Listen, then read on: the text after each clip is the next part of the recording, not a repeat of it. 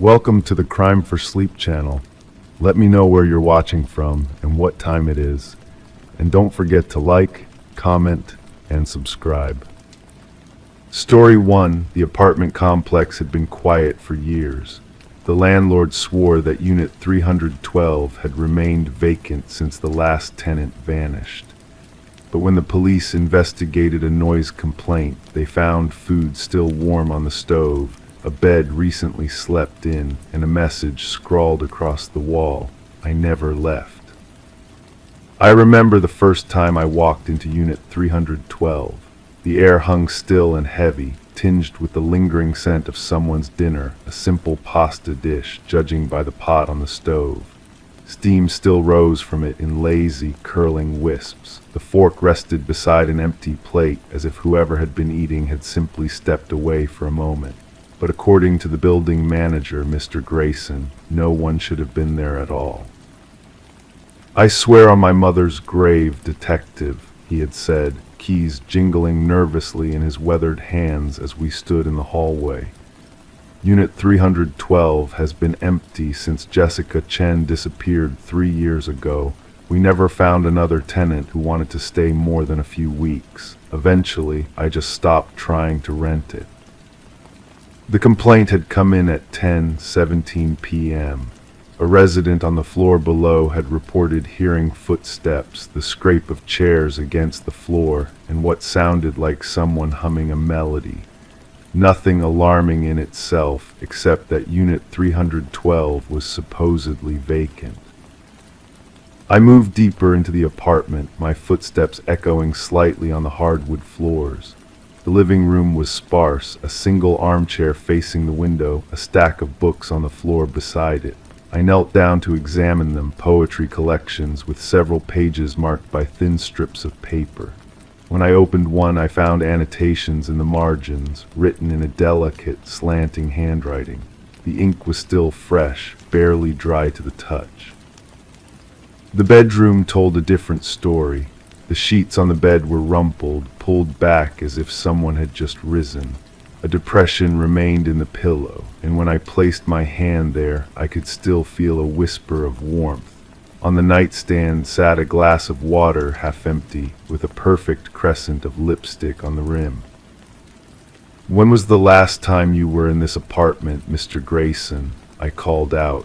He lingered in the doorway, reluctant to enter. "Last week," he answered, his voice wavering slightly.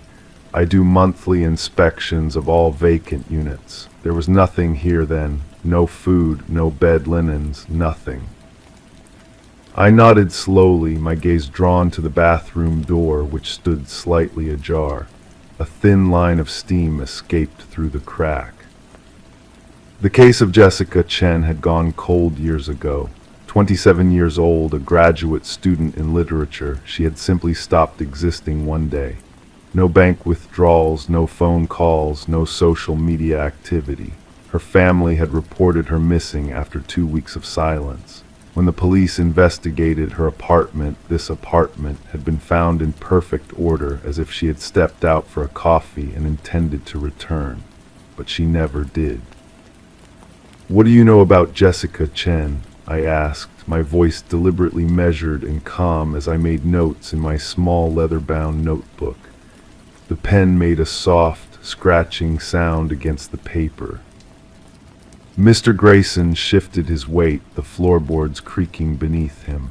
"Quiet girl, paid her rent on time, always alone. Some of the other tenants said they would hear her reciting poetry aloud at night." I moved toward the bathroom, pushing the door open with my fingertips. The mirror was fogged, and droplets of water still clung to the shower tiles. A damp towel hung over the edge of the tub, and there, on the steamed mirror, a finger had traced words that were now slowly fading. "Look behind the bookcase." The living room bookcase was small, pressed against the wall beside the window. With Mr. Grayson's help, we pulled it away from the wall. Behind it, someone had cut into the drywall, creating a small cavity. Inside was a leather-bound journal. Back at the station, seated at my desk under the dim glow of my lamp, I opened Jessica's journal. The pages were filled with the same slanting handwriting I had seen in the poetry books.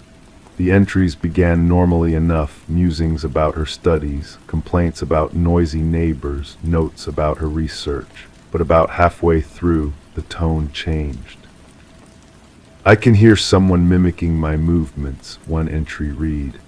"When I walk across the floor, there's an echo not from below, but from somewhere inside these walls. When I turn off my lamp at night, I sometimes see a light behind the vents. Someone is watching me." The entries grew increasingly paranoid, or so I thought, until I reached one dated just days before her disappearance. I found it today. Behind the bathroom mirror, there's a crawl space that connects to the maintenance areas. Someone has been living in the walls. I found their nest, blankets, food wrappers, and dozens of pages of my poetry stolen from my desk. They've been here all along, watching me, living parallel to me. The final entry was short. "I'm going to confront them tonight. I need to know who's been living alongside me all this time." For 3 weeks, we monitored Unit 312. We installed cameras, motion sensors, heat detectors, nothing. And yet every few days, small things would change. A book would move from the shelf to the table. The chair would face a different direction. Once we found a fresh cup of tea, still warm, sitting on the kitchen counter. The building plans revealed what Jessica had discovered, a network of maintenance corridors and crawl spaces running between and behind the units, originally designed for pipe access but large enough for a person to navigate. Most had been sealed off during renovations years ago, but a few entrances remained, hidden behind fixtures or false walls. It was Officer Martinez who made the breakthrough. While reviewing the building's utility records, she noticed something odd. Unit 312's electricity usage had never dropped to zero, even when supposedly vacant. It maintained a low but consistent level of power consumption year-round. "Someone's been tapping into the electrical system," she concluded, using just enough power to remain undetected. We decided to set a trap. We announced a week-long building inspection that would include all vacant units, then removed our surveillance equipment. On the final night, I waited alone in the darkened apartment next door, monitoring thermal imaging equipment focused on the walls between units. At 2:17 a.m., the readings changed. Something warm was moving through the walls, heading toward Unit 312. I waited, barely breathing, as the heat signature paused at what we had identified as an access point in the bathroom. When I entered Unit 312 with my team, we found a man sitting calmly in the armchair by the window. He was thin, almost gaunt, with pale skin that suggested years without sunlight. He didn't resist when we arrested him. He simply smiled, his eyes never leaving the bathroom door. His name was Peter Wilkins. He had been the building's maintenance man 5 years earlier before being fired for inappropriate behavior toward female tenants. But he had never actually left. Using his knowledge of the building's structure, he had created a living space within the walls and crawl spaces, surviving on stolen food and electricity, watching the tenants through vents and small holes drilled through walls. "Jessica and I had a connection," he told us during interrogation, his voice soft and reasonable. "She would read her poetry aloud and I would listen. Sometimes, when she was asleep, I would come into her apartment and read her journals. I just wanted to know her better." The question everyone wanted answered: what happened to Jessica Chen? Peter's calm demeanor never changed as he explained. "She found me one night. She'd set a trap, pretended to leave, then waited in the darkness. When I came through the bathroom access, she was there. She wasn't afraid, just disappointed. Said she'd been imagining someone different, someone worthy of her words. He paused, then a slight tremor passing through his hands. I just wanted her to understand. I tried to explain how perfect our arrangement was, how I'd been her most devoted audience. She said she was going to call the police. I couldn't let that happen. This was my home too. The search of the maintenance spaces revealed a grim answer to Jessica's disappearance. Behind a false wall in the basement, wrapped carefully in plastic, we found her remains, surrounded by pages of her poetry, preserved like sacred texts. Yet somehow that wasn't the most disturbing discovery. In the 3 years since Jessica's death, other tenants had briefly occupied Unit 312. In each case, Peter had continued his voyeuristic routine, watching them through the walls. When they noticed strange occurrences, missing food, moved objects, the feeling of being watched, they inevitably left, usually within weeks. But he had done more than just watch. From Jessica's clothes, he had taken fabric to create curtains for his hidden spaces. He used her shampoo sparingly to make it last. He would read her books, sleep in her bed when the apartment was empty, cook using her recipes. I kept her alive, he insisted. Someone needed to remember her exactly as she was. After we arrested Peter, Unit 312 was sealed off as a crime scene. Weeks of forensic work followed, documenting every hidden access point, every modification he had made to the walls and vents. When the work was finally complete, the building owner decided to completely renovate the unit, tearing down walls and replacing everything. I visited one last time before the demolition began.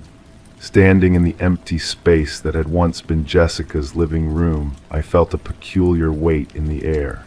Though the physical remnants of both Jessica and her killer had been removed, something lingering remained, something that couldn't be extracted with blood samples or fingerprint dust. As I turned to leave, my phone rang. It was Officer Martinez. "You need to see this," she said, her voice tight. "We were processing the last of Peter's possessions from his space in the walls. There's a journal. His entries continue for weeks after we arrested him." "That's impossible," I said. "That's not all," she continued. "The building manager just called. Someone reported noises from Unit 312 last night, footsteps and someone reciting poetry." I looked back at the empty apartment, at the message still visible on the wall despite attempts to clean it. I never left. Some stories don't end when we close the case file. Some rooms are never truly empty. I still drive past that apartment building sometimes, late at night. Unit 312 has new tenants now. From the street I can see their lights on, shadows moving behind the curtains. I wonder if they hear footsteps when they're trying to sleep. I wonder if they ever feel like they're being watched. I wonder if they've noticed yet that they're never really alone. Story 2. I remember the first time I noticed the change in the painting. It was a Tuesday morning in late October, the kind where mist clings to the windows and everything feels slightly muted. The portrait had hung in my bedroom for nearly 3 months since grandmother's passing, an inheritance I'd treasured more than the jewelry or antique furniture that my cousins had eagerly claimed. The painting was a landscape, a sprawling meadow that gave way to distant rolling hills, bathed in the warm glow of a setting sun. I'd always found it soothing, the way the brushstrokes seemed to capture not just the scene but the feeling of peaceful solitude. That morning, as I sipped my coffee in the half-light of dawn, my eyes drifted to it as they always did. But something was different. In the far background, near the tree line where the artist had painted shadows gathering, was a small, dark silhouette that I couldn't recall seeing before. I approached the painting slowly, coffee cup warming my palms, and peered closer. The figure was faint, almost like a smudge, but unmistakably human-shaped. I told myself it was a trick of the light, or perhaps I simply hadn't noticed this detail before. The next morning, the figure was clearer. I could make out the shape of shoulders, the suggestion of a stance. It was still small, still distant in the painted landscape, but undeniably more defined. I ran my fingertips over the canvas, expecting to feel some raised texture where new paint might have been applied, but the surface was unchanged, smooth, and slightly dusty with age. By the third day, I could see that it was a man. This realization sent a chill through me that no amount of coffee could dispel. I called my sister, Catherine, who had helped me settle grandmother's estate. "Was there ever anyone else in the painting?" I asked, trying to keep my voice casual. The meadow landscape that used to hang in her reading room. "Just hills and trees," Catherine replied, her voice tinny through the speaker. "Why?" I didn't tell her. Something held me back, perhaps the certainty that she wouldn't believe me, or worse, that she would suggest I was imagining things in my grief. Instead, I began to document the changes. Each morning, I would photograph the painting in the same light, from the same angle. The progression was undeniable. The figure grew more distinct with each passing day, as if walking slowly from the background toward the foreground of the painting.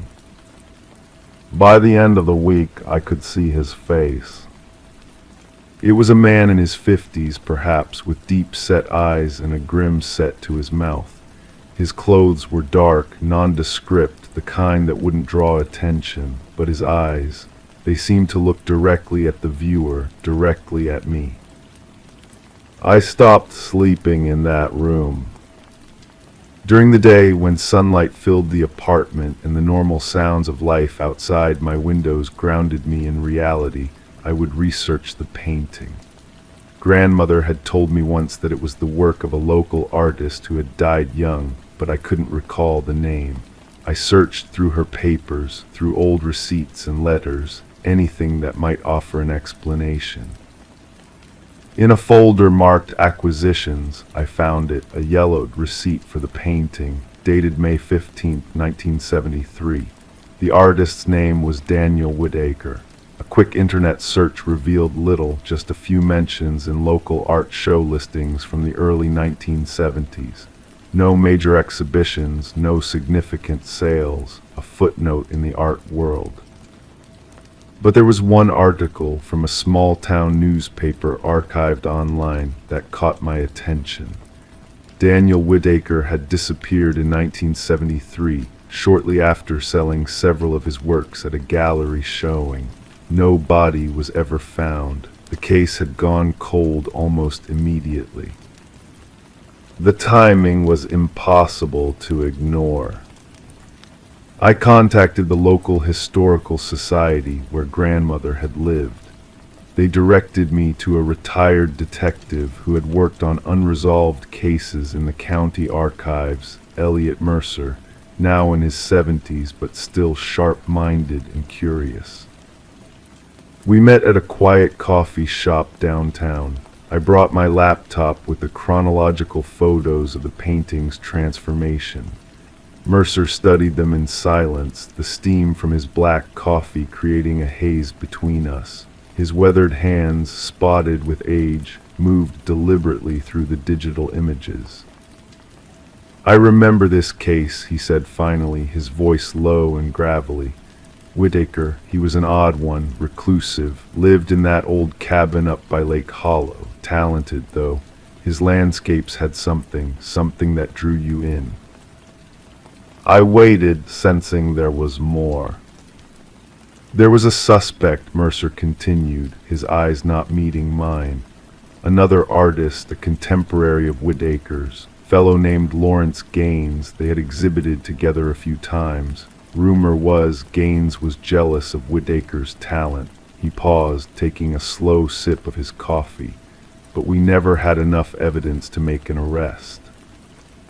"Is Gaines still alive?" I asked, feeling the weight of possibility. Mercer nodded slowly. Last I heard, lives in a care facility now. Alzheimer's, I believe. The care facility was a 40-minute drive away. The November afternoon was already fading to dusk when I arrived, the sky heavy with the promise of rain. The building was modern and clean, with the faint antiseptic smell that seems universal to all such places. Lawrence Gaines sat in a common area, staring out a window at the gathering darkness. He was thin, diminished by age and illness, his artist's hands now trembling slightly where they rested on the arms of his chair. The nurse had warned me that his lucidity came and went. Today might be a good day, or it might not. There was no way to know. "Mr. Gaines," I said softly, sitting in the chair opposite him. "My name is Emily. I'd like to ask you about a painting." His eyes, clouded by cataracts but still intensely blue, shifted to my face.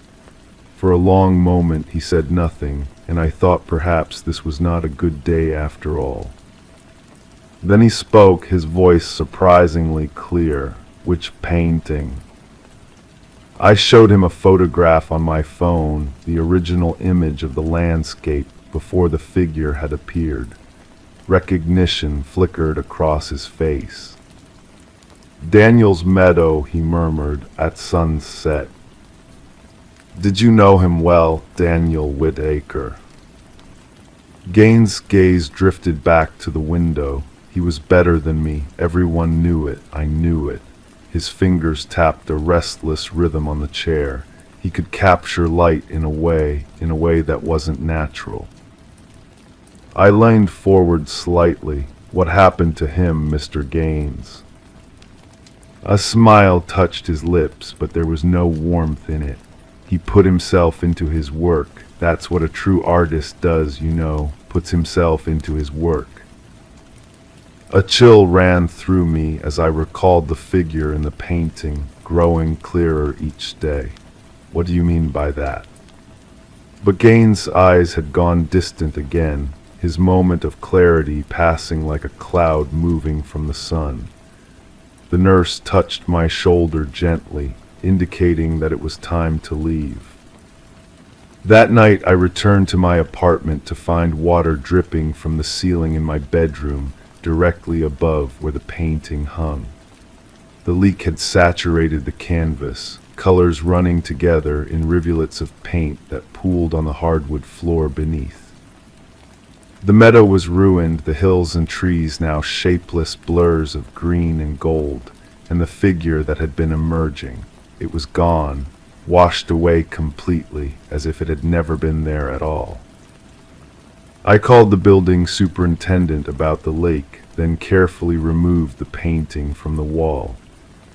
As I set it aside to dry, I noticed something tucked into the backing of the frame, a small, folded piece of paper that had been hidden there for decades. With trembling fingers, I unfolded it. It was a note written in faded blue ink. "Lawrence, I know what you've done. The truth is in the painting. It will reveal itself in time. Daniel." The leak was fixed the next day. I had the water-damaged painting professionally restored, but the restorer reported that there was no evidence of any figure ever having been in the background. The composition was, and had always been, simply a meadow at sunset. Detective Mercer contacted me a week later to inform me that Lawrence Gaines had passed away peacefully in his sleep. The case of Daniel Whitaker's disappearance would remain officially unsolved. The painting hangs in my living room now, nowhere near water pipes.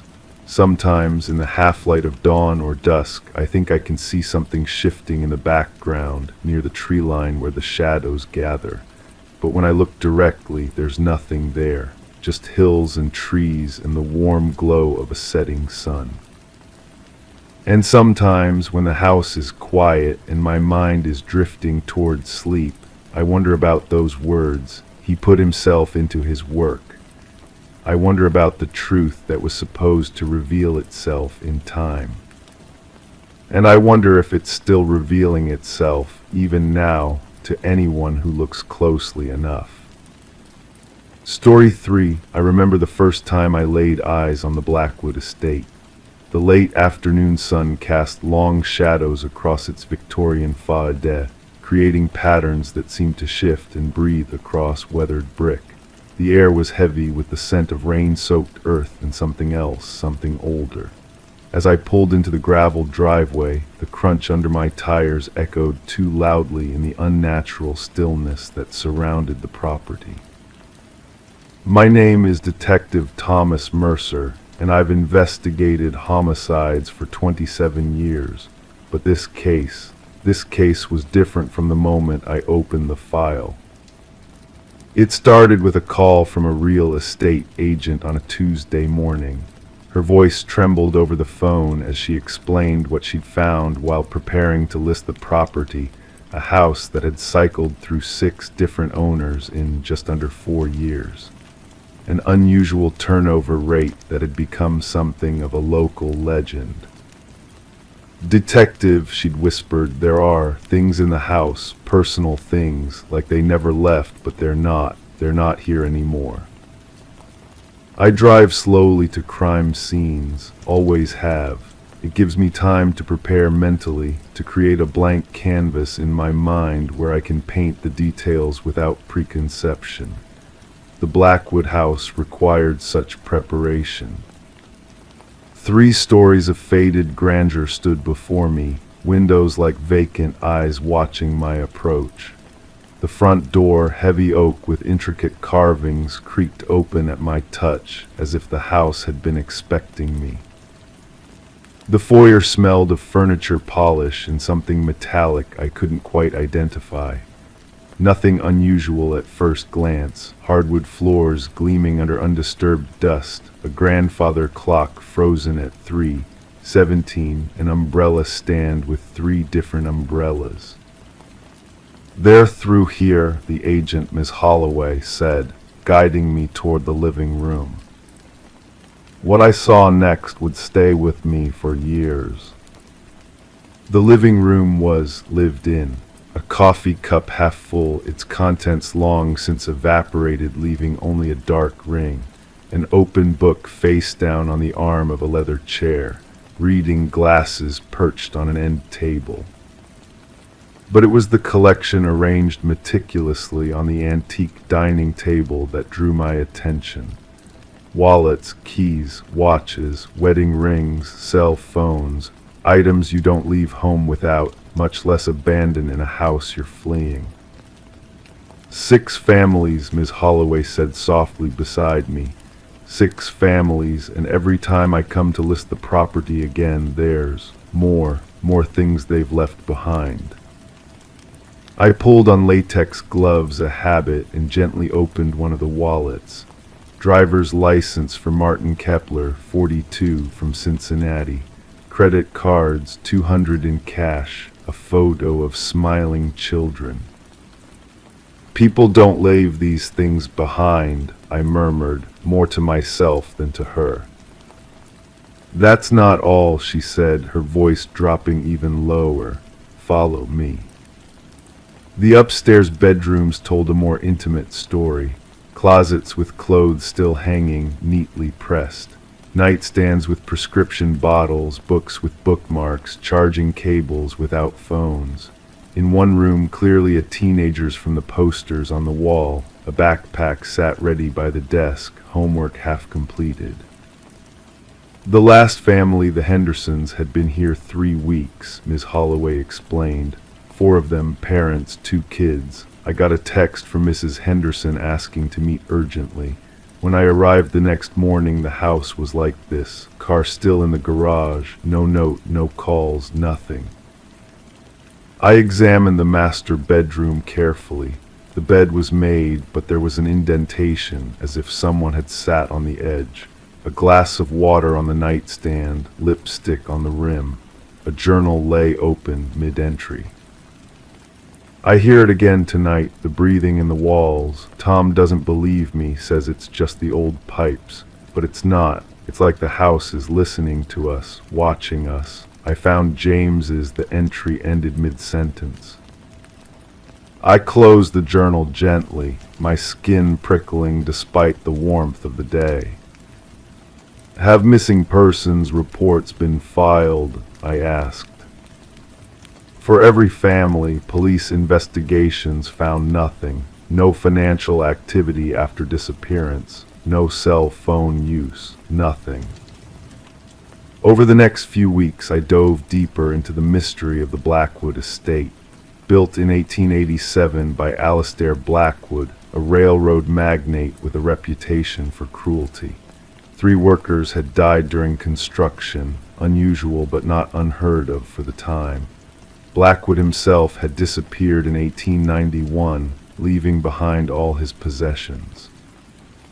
The house had passed through dozens of owners since, with an unusual pattern emerging. Periods of stability followed by clusters of rapid turnover. I interviewed neighbors who spoke in hushed tones about strange sounds, lights that moved from room to room when the house was supposedly empty. One elderly woman across the street, Mrs. Featherstone, had lived there her entire life. That house breathes, she told me, rocking gently on her porch swing. Always has. You watch it long enough, you'll see the walls expand ever so slightly, like it's taking a deep breath. And those who stay too long, well, the house gets hungry sometimes. I dismissed her words as superstition, the kind that grows around any house with history. Until I spent the night there myself. Standard procedure for cold cases, immerse yourself in the environment. I set up in the living room with case files spread around me, a voice recorder, and a thermos of coffee. The electricity still worked. The previous owners had set up automatic payments that continued to draw from their accounts. At 1:17 a.m. I felt it, a subtle shift in air pressure like an elevator descending too quickly. My ears popped slightly. The house seemed to contract around me, the walls drawing in imperceptibly. At 2:43 a.m. I heard what Mrs. Henderson must have heard.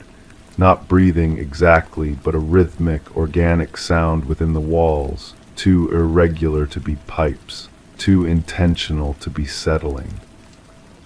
At 3:17 a.m., the time frozen on the grandfather clock, I realized the truth as a sudden chill wrapped around me like a physical presence.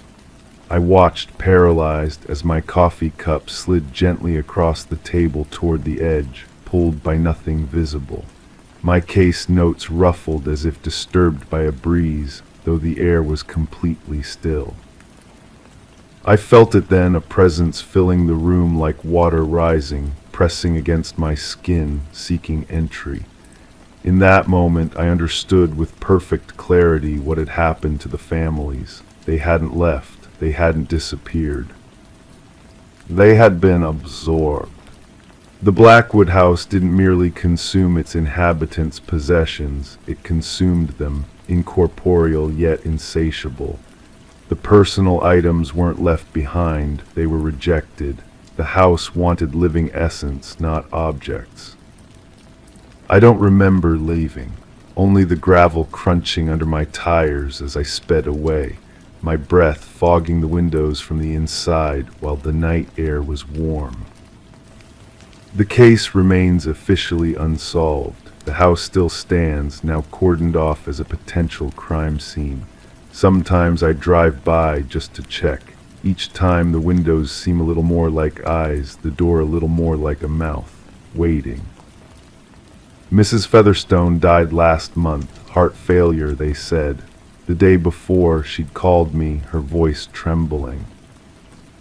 "It's looking at my house now, detective," she whispered. "I think it's still hungry." No one will buy the Blackwood estate now, not with 6 families missing. But sometimes, late at night when I can't sleep, I wonder if they're really missing at all. Or if in some way I can't comprehend they're still there, part of the house itself, merged with its ancient hunger, looking out through glass panes at a world they can no longer touch. I wonder if they're watching me right now as I write this report, my final act before retirement. I wonder if they know I'm the only one who understands what really happened to them. I wonder if the house remembers me. Story 4, the file was thin between my fingers, just a few sheets of paper documenting the beginning of something that would later consume months of my life.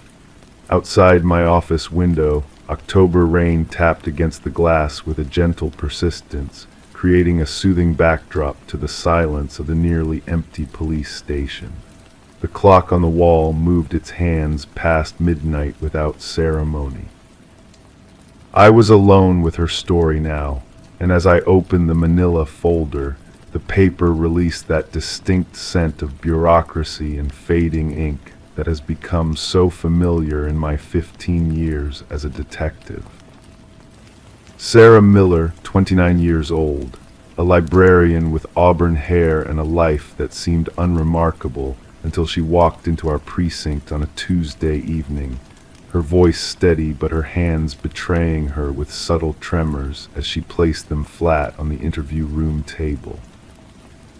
"I need to report something," she had said. "I'm not sure if it's a crime yet, but it doesn't feel right." I remember how the fluorescent lights cast shadows beneath her eyes, how she kept tucking her hair behind her ear in a nervous gesture that would become familiar to me over the coming weeks.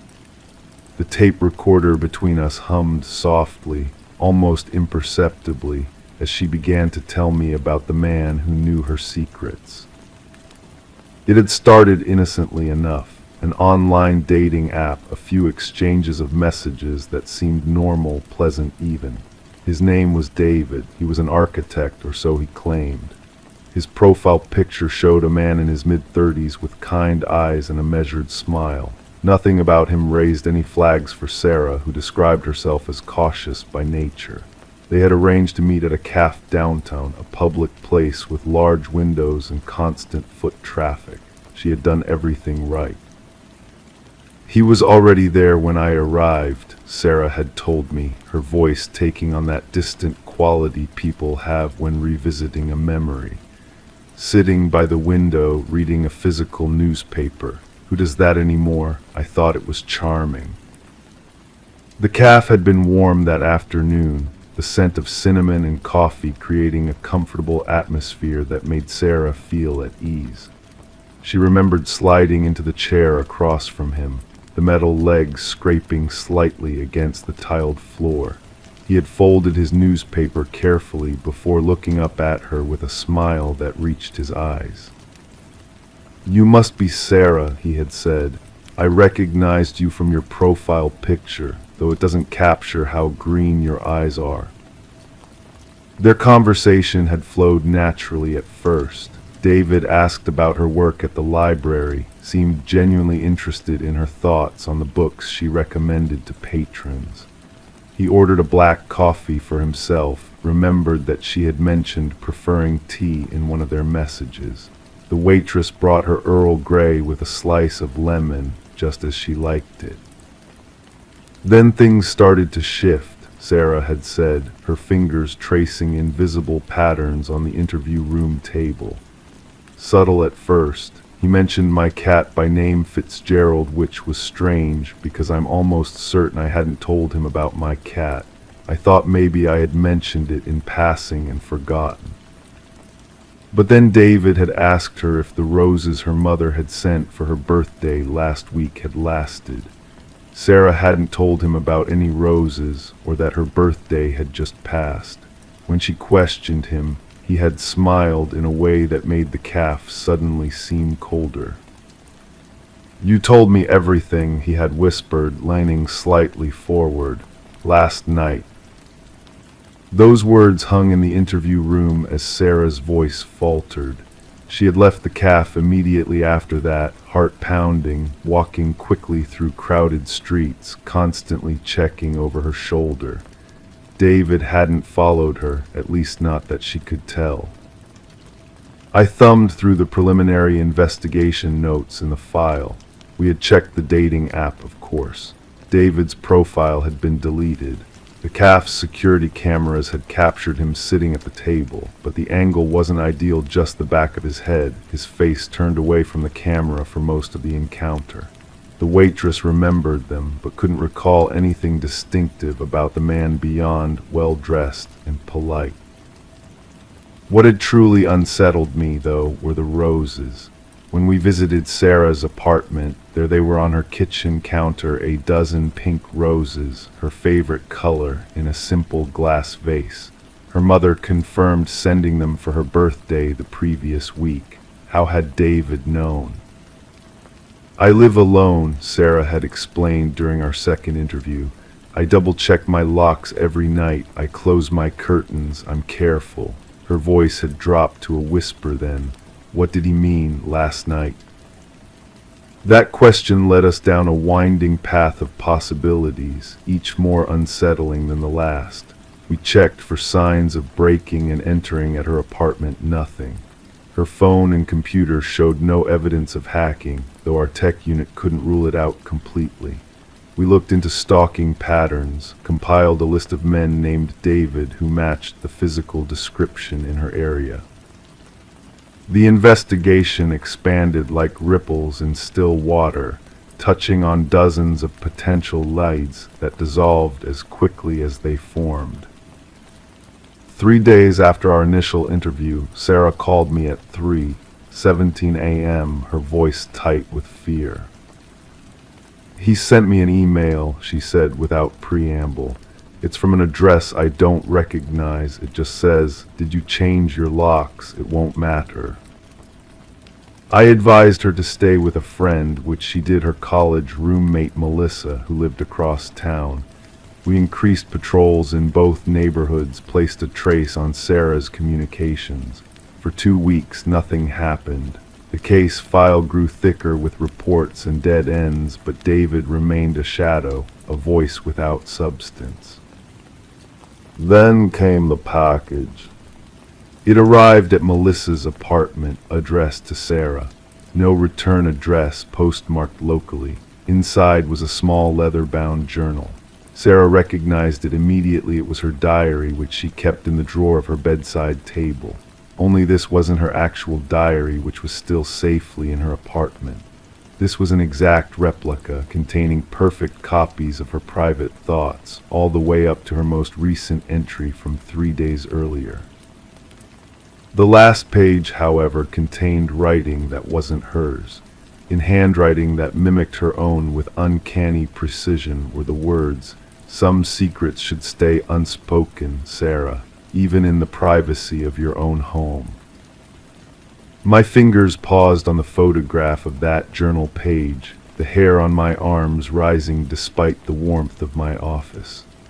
The forensics report offered no fingerprints, no DNA, nothing to tell us who had created this perfect forgery of Sarah's most private thoughts. What happened next has shaped my understanding of fear in a way no other case has. The calls began always from different numbers, always when Sarah was alone, always with that same calm voice saying things only she should have known. Childhood memories she had never shared, conversations she had with Melissa behind closed doors, dreams she had written in her journal but told no one. We set up surveillance, installed security systems. Sarah began seeing a therapist to help manage her growing anxiety. The department allocated resources, determined to catch whoever was tormenting this woman whose only crime had been to agree to a coffee date. 6 weeks into the investigation, Sarah disappeared. She had gone to the corner store just 2 blocks from Melissa's apartment. Security footage showed her entering, purchasing a magazine and a bottle of water. She never emerged from the front entrance.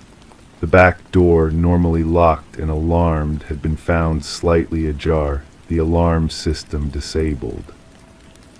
The search for Sarah Miller consumed the department for months. Her face appeared on news broadcasts, on posters throughout the city.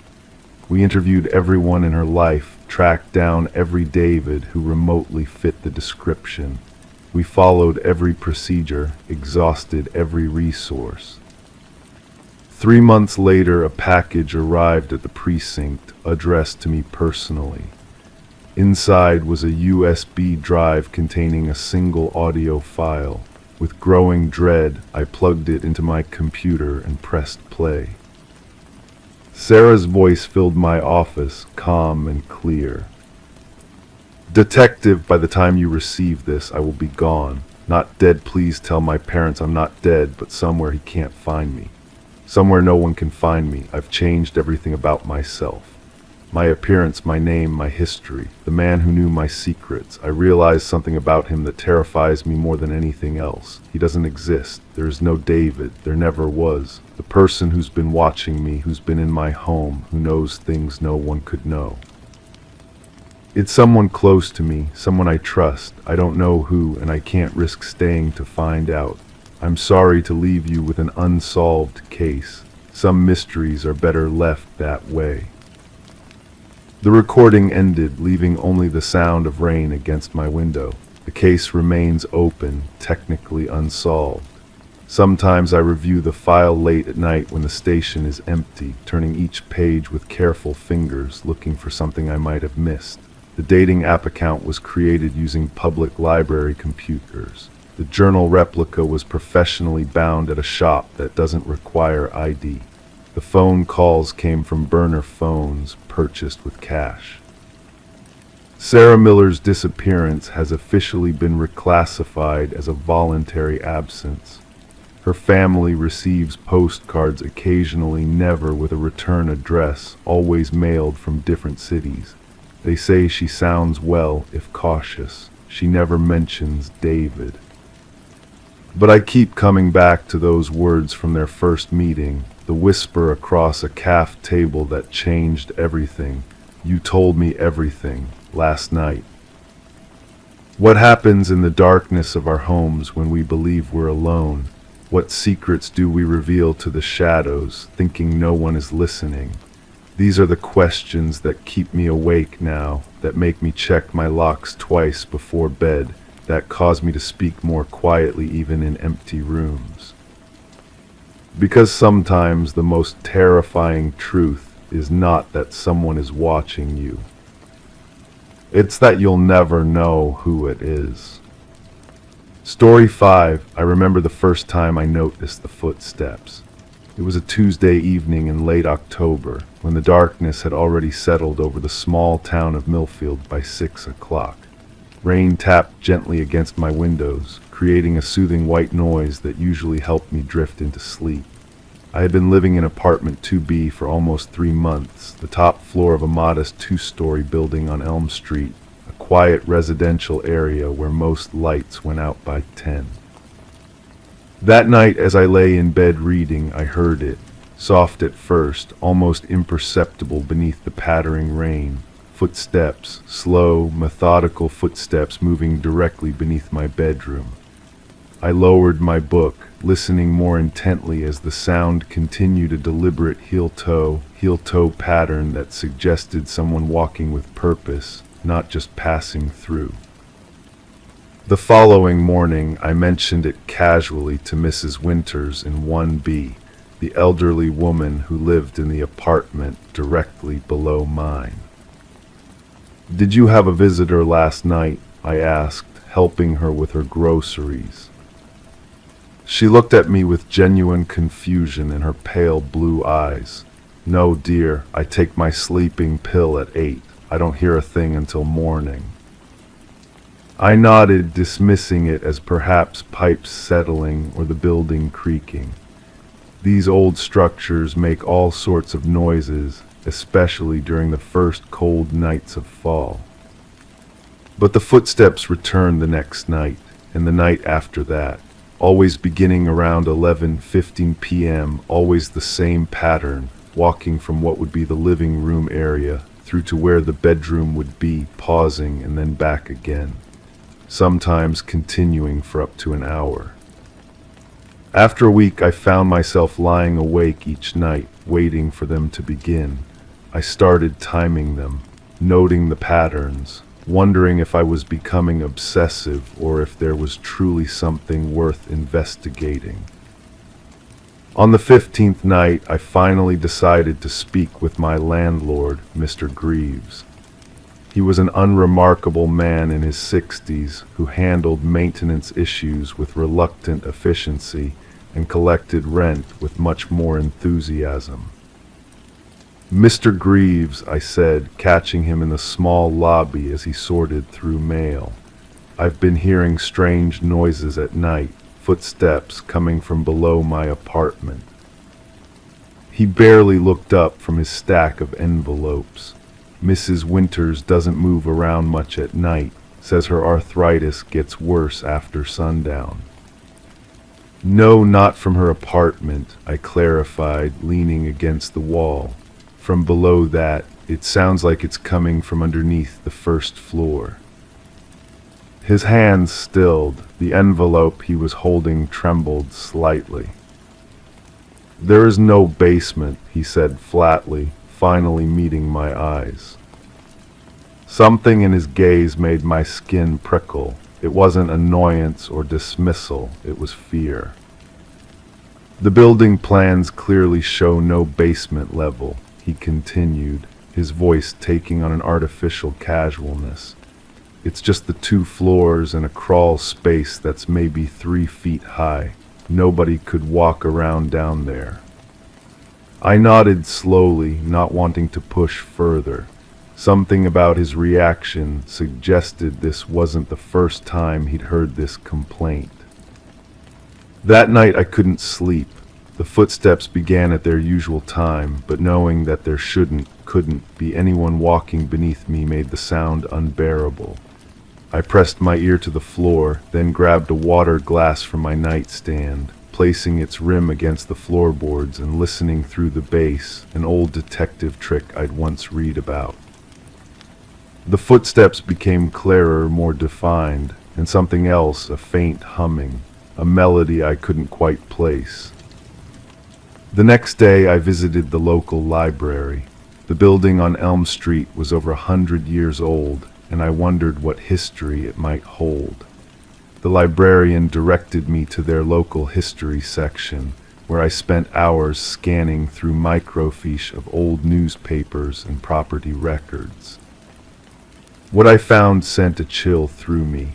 The property had originally been a single-family home converted to apartments in the 1960s, but before that, in the 1940s, there was a small notation about a renovation that had closed off the lower level, not filled it in, closed it off.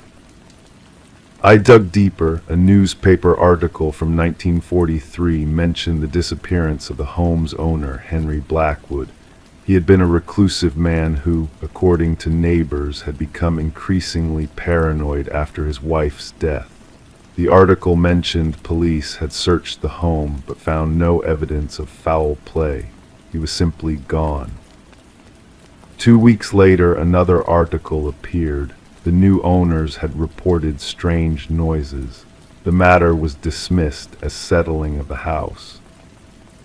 I continued my research, finding scattered reports over the decades, tenants complaining of noises, unexplained phenomena, always concentrated on the first floor, and in 3 separate instances, reports of footsteps from below. That evening, I knocked on Mrs. Winters' door. When she answered, I asked if I could come in for a moment. Her apartment was a mirror image of mine, though filled with decades of collected trinkets and family photos. "Mrs. Winters, have you ever heard anything strange in this building?" I asked carefully, accepting the tea she offered. She sat down slowly, her arthritic hands wrapping around her own cup. "You're hearing them too, aren't you? The footsteps." My heart quickened. You've heard them. Not for years now, she said, looking toward her bedroom.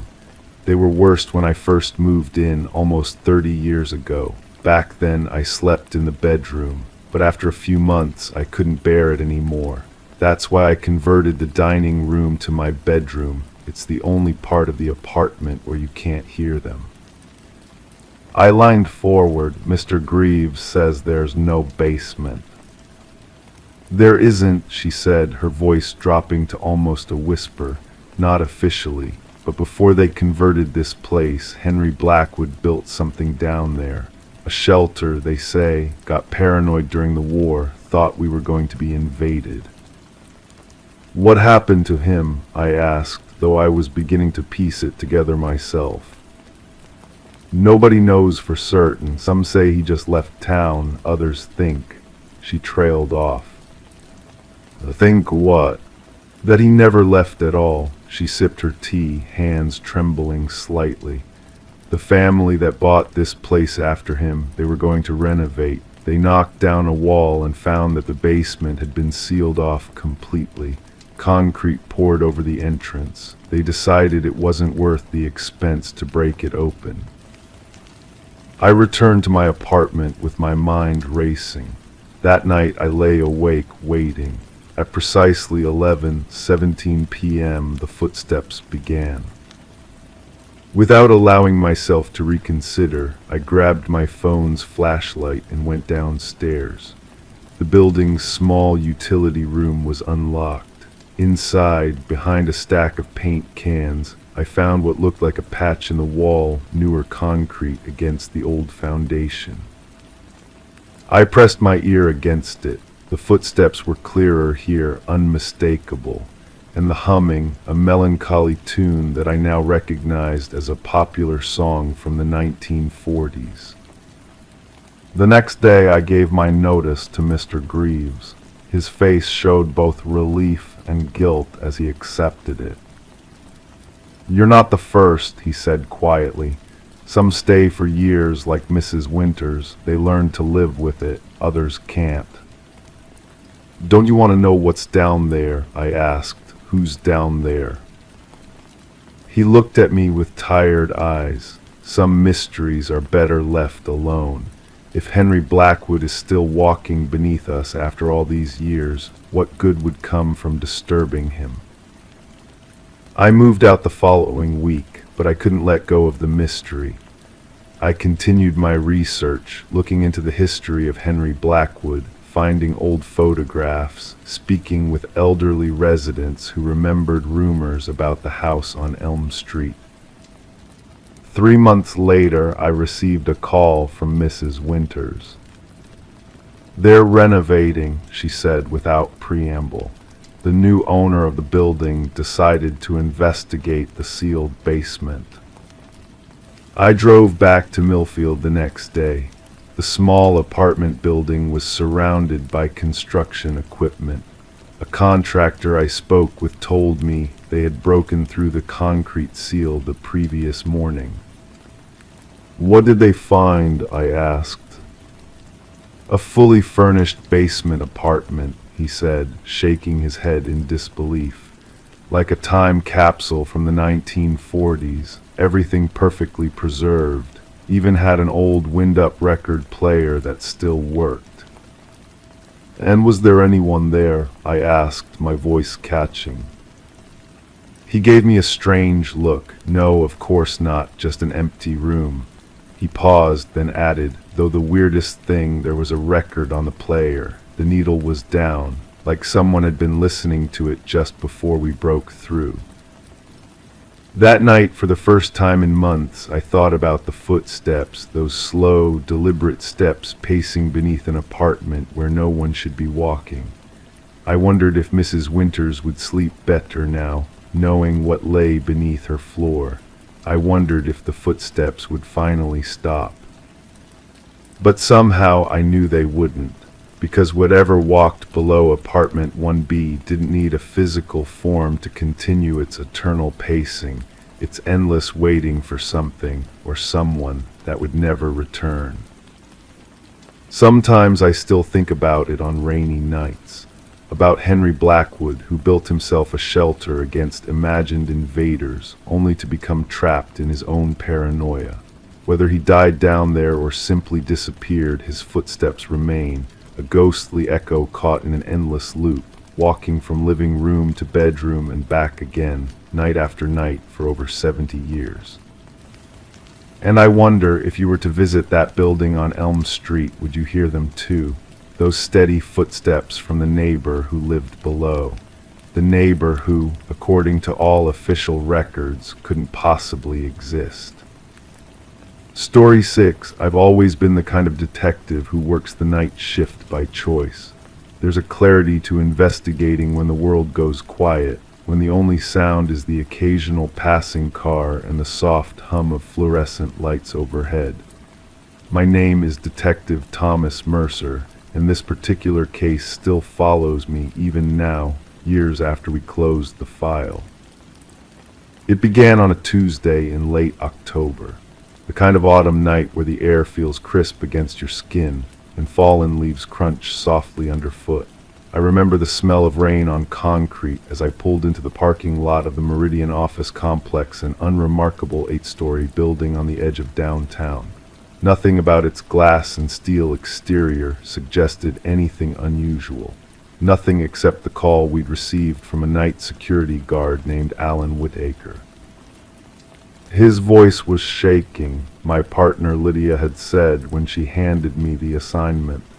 Said he found something impossible. I've learned over the years that people use the word impossible rather loosely when they're frightened.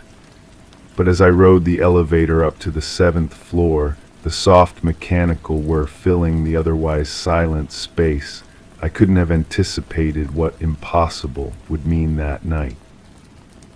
Alan Whitaker had worked security at Meridian for 11 years. A man in his late 50s with thinning gray hair and hands that showed years of manual labor before taking this easier gig for retirement. His eyes had the glassy, distant look of someone who had seen something they couldn't process. I was doing my usual rounds, he explained, his voice barely above a whisper. I've walked these hallways thousands of times, detective. Every night, same pattern, same doors, same everything. He led me down the corridor, his flashlight beam steady despite his trembling hand. The sound of our footsteps echoed softly against the polished floor tiles. But tonight was different, he continued. I turned the corner and there was a door that's never been there before. I've heard all manner of strange claims in my career, but something in his certainty made me pay closer attention. We stopped before what appeared to be a standard office door, dark wood with a frosted glass window and a simple metal handle. Room 742. This isn't on the building plans, Alan said, pulling out a folded blueprint from his back pocket. The paper crinkled softly as he spread it across a nearby table. His finger traced along the 7th floor layout. See, rooms 741, then 743. There is no 742. There never has been. I studied the plans. He was right, the room numbering skipped from 741 to 743, though the physical space between them appeared continuous on the blueprint. An oversight in the documentation, perhaps, a simple clerical error. When was the last time you did rounds on this floor? I asked. Last night, Alan replied, a hint of defiance in his otherwise shaky voice. This door wasn't here, I swear on my life. The weight of his keys jangled softly as he fumbled for the master key. The lock clicked open with surprising ease for a door that supposedly shouldn't exist. As Alan pushed it open, cool air wafted out from the darkness within. He reached for the light switch on the wall. The fluorescent lights flickered to life, revealing a small, nondescript office. A single desk sat in the center, bare except for a manila folder placed precisely in the middle. No computer, no phone, no personal effects that might suggest occupation. The walls were blank, no calendars, no artwork, no certificates, just empty beige paint stretching from floor to ceiling. "I didn't touch anything," Alan said, remaining in the doorway as I stepped inside. The room felt wrong somehow, not in any obvious way I could immediately identify, but in the subtle way that makes the hairs on the back of your neck stand up. Perhaps it was too clean, too new. The carpet beneath my feet showed no wear patterns. The paint had no scuffs. The air smelled faintly of fresh paint and new carpet, not the recycled, climate-controlled air that permeated the rest of the building. I approached the desk slowly, the soft squeak of my shoes against the carpet the only sound in the room. The manila folder was unlabeled from the top. With gloved hands, I carefully opened it. Inside was a single sheet of paper with Alan Whitaker's name printed at the top. Below that was his employee ID number, his home address, and his daily schedule, including details that seemed impossibly intimate. The time he woke up each morning, what he typically ate for breakfast, the route he drove to work, and most disturbing of all, a notation that on Tuesday, October 15th at 11:27 p.m., he would discover this very room. The timestamp on the document was from 3 weeks ago. Behind this sheet was a photograph. As I lifted it, I felt my breath catch. It showed Alan standing in the doorway of this room, his flashlight in hand, his expression one of confusion and alarm. It was unmistakably him, in the clothes he was wearing right now, from the angle of someone standing precisely where I was standing. The photo was dated with today's date and time-stamped 11:27 p.m., approximately 20 minutes ago, when he claimed to have discovered the door. "Alan," I said, my voice deliberately measured and calm, "did you see anyone take your picture when you found this room?" When I turned to show him the photo, his face drained of color. He backed away, shaking his head slowly. "That's impossible," he whispered. "There was no one here, and that's exactly how I found it just now." I bagged the folder and its contents as evidence and conducted a thorough search of the room. No cameras were visible, no recording devices, no hidden compartments or secret doors, just an ordinary office that, according to both Alan and the building plans, should not exist. Over the next few days, we interviewed everyone connected to the building. The property management company confirmed the blueprints there was no room 742 in the original design. The construction company that built the structure 12 years ago had the same plans. Former security guards, cleaning staff, office workers who spent years on that floor, no one remembered a room 742. We pulled surveillance footage from the hallway cameras. In recordings from the previous week, the wall where the door now stood was clearly empty. Then, inexplicably, in the footage from the night before Alan's discovery, there's a 3-minute gap in the recording. When the feed resumes, the door is there, as if it had always been part of the building. The folder and photograph yielded no fingerprints except Alan's and mine. The paper was standard office stock, available anywhere. The printer identification showed it came from a common model used throughout the building. The photograph paper was similarly untraceable. 5 days into the investigation, I arrived at the Meridian building to follow up on a few details. When I reached the 7th floor and walked down the now familiar hallway, I stopped short. Where room 742 had been, there was now only a solid wall, no door, no evidence a door had ever existed. Building maintenance swore no work had been done. The surveillance footage from the previous night showed another brief gap and then no door. Alan Whitaker gave his notice that day. He refused to return to the building, even to collect his final paycheck. When I visited him at home a week later, he was already packing to move. "I can't explain it," he told me, his hands shaking as he placed books into a cardboard box.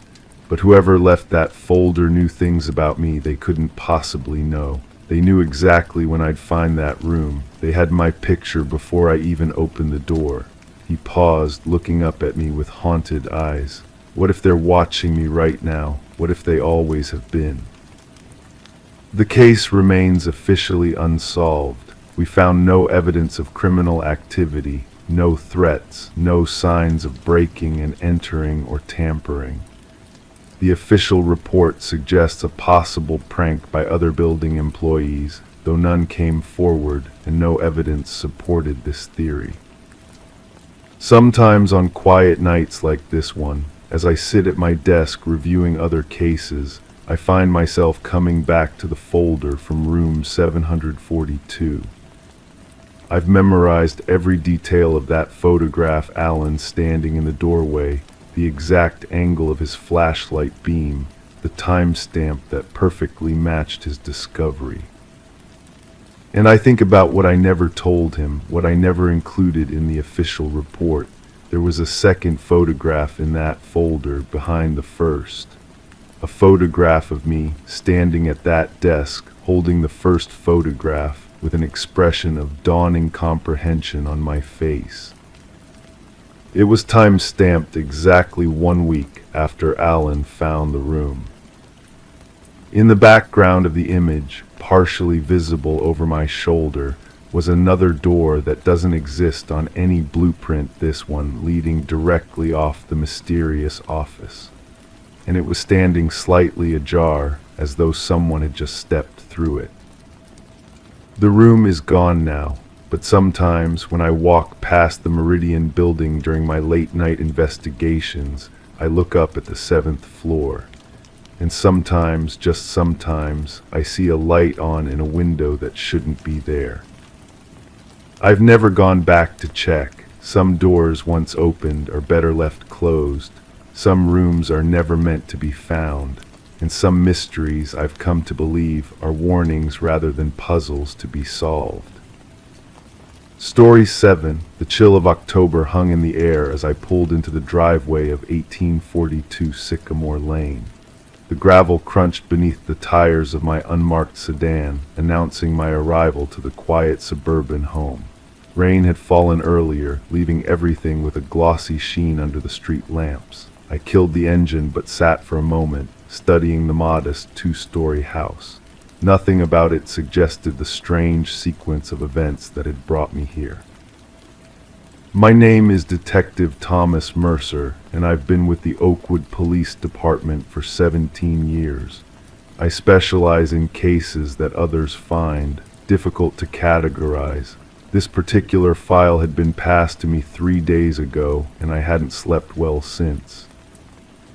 I collected my leather-bound notebook from the passenger seat and made my way to the front door. The porch light cast long shadows across the welcome mat as I rang the bell. Footsteps approached from inside, hesitant, measured steps. When the door opened, I was greeted by a woman in her mid-30s, brown hair tied back, eyes rimmed with exhaustion. "Ms. Rebecca Winters?" I asked, though I knew who she was. I'd studied her file thoroughly. "Yes," she replied, her voice barely above a whisper. "You must be Detective Mercer." She invited me in, and the scent of freshly brewed coffee filled the air. The house was neat, organized family photos arranged carefully on the mantel, a stack of literary journals on the coffee table. Nothing seemed out of place, which made what had happened here all the more unsettling. We sat in her living room, the ticking of an antique grandfather clock the only sound for several moments. I opened my notebook, the pages crackling softly. "I know you've already given your statement to Officer Daniels," I began, "but I'd like to hear about the call again in your own words." Every detail matters. Rebecca's fingers tensed around her coffee mug. She stared into the dark liquid as if searching for words. It was last Thursday evening around 8:15, she began. I was grading papers. I teach English at the community college. The phone rang and I answered without checking the caller ID. I assumed it was a colleague or maybe my sister.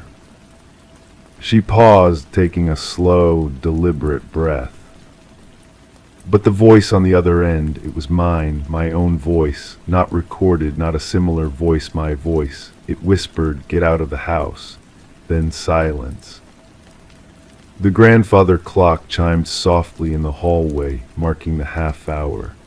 Outside, a car drove past, its headlights briefly illuminating the room through the sheer curtains. "What did you do next?" I asked, making a note in my book. The pen's scratch against paper seemed unnaturally loud in the quiet room.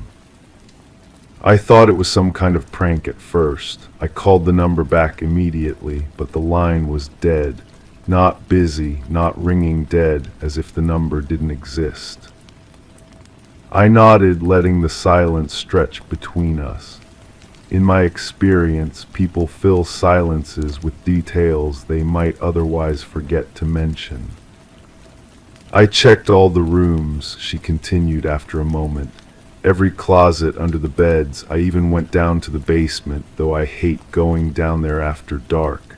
There was nothing, no one. The house creaked softly around us, the normal settling sounds of an older home. Yet I noticed how Rebecca's eyes darted toward each noise, how her shoulders remained tense. I pulled out the phone records we'd obtained from her service provider. "The call came from your landline," I said.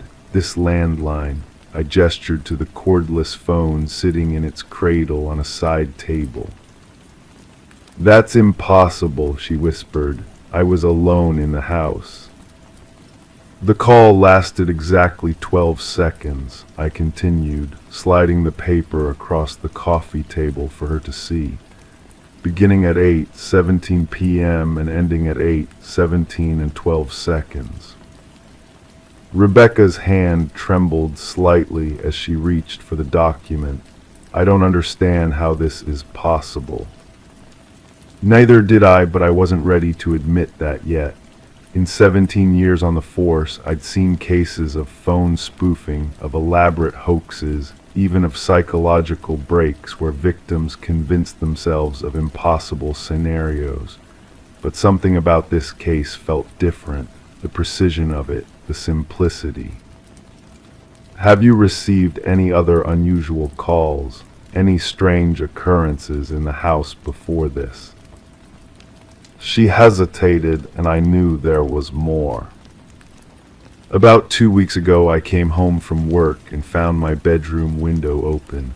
I always keep it locked. Nothing was missing, nothing disturbed. I convinced myself I'd left it open by accident." I made another note, and since the call, "I hear things sometimes, footsteps when I'm alone. The floorboard in the upstairs hallway creaks like someone's walking across it. Last night I woke up at 3:12 a.m. to the sound of breathing beside my bed, but when I turned on the light, no one was there." The clock ticked steadily in the background as I considered her words. My pen hovered over the paper, unsure of what to write. How does one document the impossible? "Would you mind showing me around the house?" I asked. Rebecca led me through each room, the kitchen with its spotless countertops, the dining room rarely used, her home office cluttered with student papers. Upstairs, we visited the spare bedroom converted to a library, the bathroom with its old-fashioned clawfoot tub, and finally her bedroom at the end of the hall. "This is where I heard the breathing," she said, lingering in the doorway as if reluctant to enter. I stepped inside, noting the heavy curtains, the bedside table with its lamp and stack of books, the closet door slightly ajar. Nothing seemed unusual, yet the air felt heavier here, like the atmosphere before a storm. And the phone that received the call, where was it? I had it with me in my office downstairs. We returned to the living room, where I examined the landline that had supposedly made the impossible call. A standard cordless model, perhaps 5 years old. I checked the call history, nothing from last Thursday evening, which meant someone had deleted it. Ms. Winters, do you live here alone? Yes, for about 3 years now, since the divorce. And your ex-husband, what's your relationship like with him? She smiled faintly, amicable surprisingly. He moved to Seattle for work. We speak maybe once a month, mostly about logistical things. I nodded, making more notes. Does anyone else have a key to your house? My sister has one for emergencies, and I suppose my ex never returned his, though I can't imagine he'd come all the way from Seattle just to make a cryptic phone call. The rain had started again outside, a gentle patter against the windows. I closed my notebook and stood, walking to the window that overlooked the backyard. The motion sensor light flicked on as something, probably a cat or raccoon, moved across the lawn. I'd like to install some equipment if you're comfortable with that, I said, turning back to Rebecca. Voice-activated recorders, a camera for the hallway upstairs. It might help us understand what's happening here. She agreed readily, clearly relieved that I wasn't dismissing her experience. 2 hours later, the house was subtly wired, nothing intrusive, but enough to capture any unusual activity. As I prepared to leave, Rebecca hesitated at the door. Detective Mercer, do you think I'm in danger? I considered my words carefully. I don't know yet, but I would recommend staying with a friend for a few nights, just until we have more information. I can't run away from my own house, she said, a quiet determination in her voice. Whatever this is, I need to face it. I respected her decision, though it troubled me. I left my card with strict instructions to call at any hour if anything strange occurred again. 3 uneventful days passed. The recordings showed nothing unusual, just the normal sounds of an old house settling and a woman living her solitary life.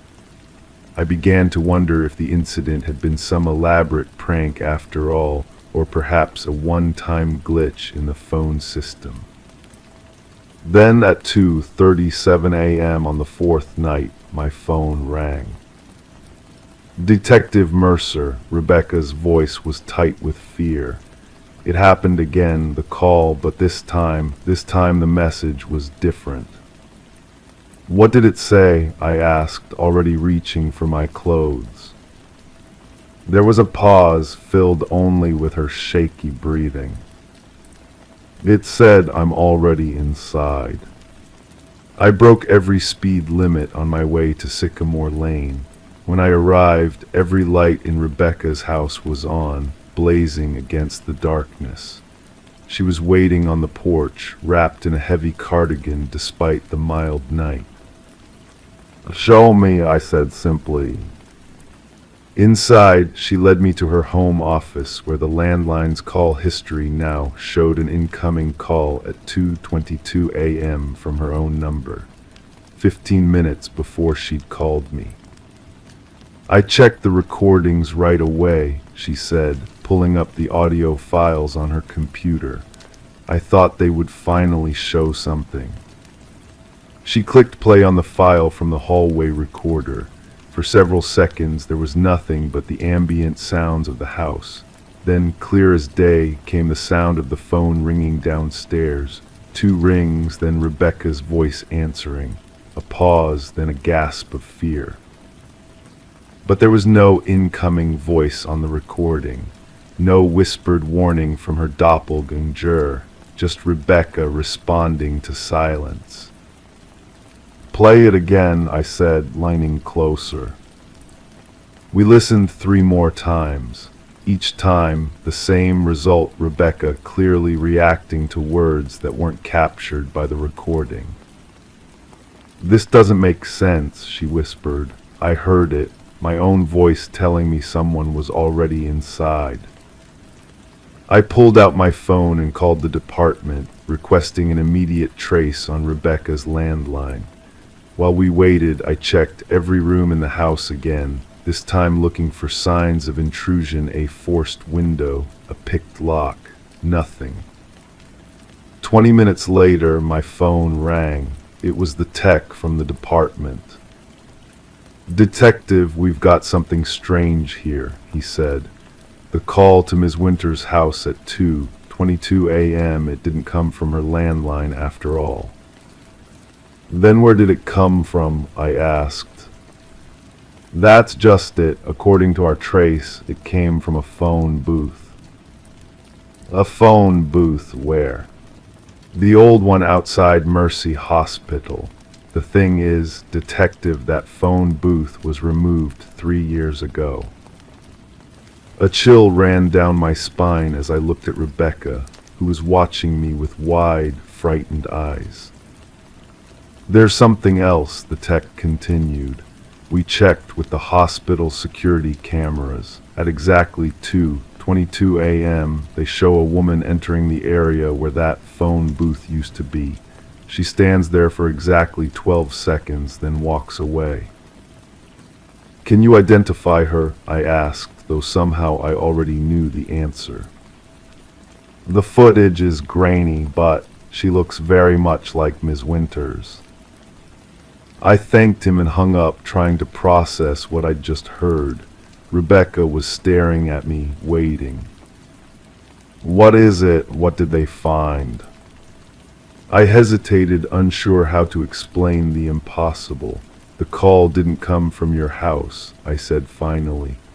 "It came from a location across town at exactly the same time you were here answering it." Her face paled. "How is that possible?" I had no answer for her. In all my years as a detective, I'd never encountered anything like this, a case where the evidence pointed to something beyond rational explanation. That night I stayed in Rebecca's living room, keeping watch. The house remained quiet, the recorders capturing nothing but silence and occasional creaks. As dawn approached, I found myself staring at the phone, willing it to ring to give us some clue to unravel this mystery. It never did, but as I was leaving that morning, Rebecca stopped me at the door. "I remembered something," she said. 3 years ago, when my divorce was finalized, I was in a dark place.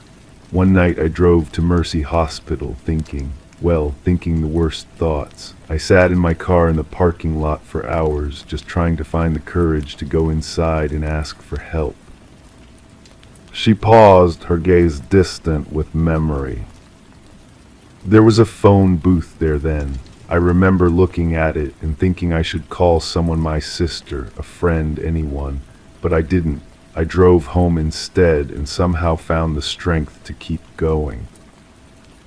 I looked at her thoughtfully. "You never went into the hospital?" "No, I never made it past the parking lot." As I drove away from Rebecca's house that morning, the pieces of the puzzle shifted in my mind but refused to form a coherent picture. A call from her own number that wasn't from her house. A phantom caller using her voice from a non-existent phone booth. A warning to get out, then a claim of already being inside. The case remains open on my desk. Rebecca Winters has installed a new security system and changed her phone number. She reports no further strange calls, but sometimes, she says, she still wakes in the night to the sound of breathing beside her bed. And sometimes, when I drive past Mercy Hospital late at night, I find myself slowing down, looking for the ghost of a phone booth and the woman who might be making an impossible call, a woman trying to warn herself of a danger I still don't understand. Some mysteries have no neat resolution, no cleanly tied threads. Some simply exist, challenging everything we think we know about reality. The call from her own house is one of those cases, a whisper in the dark that continues to echo unanswered. Story 8. It appeared on her doorstep one evening, a porcelain doll perfectly dressed with eyes that seemed almost real. But when she looked closer, she saw something scratched into the back of its neck, her own name.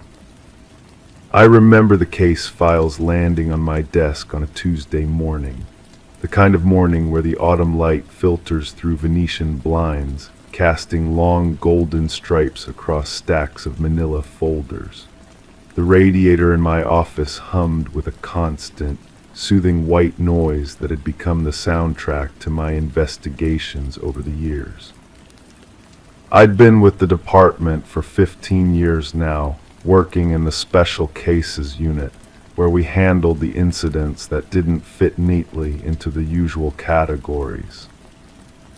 The coffee in my mug had gone cold, but I sipped it anyway as I opened the folder labeled Harmon, E-Case 47291.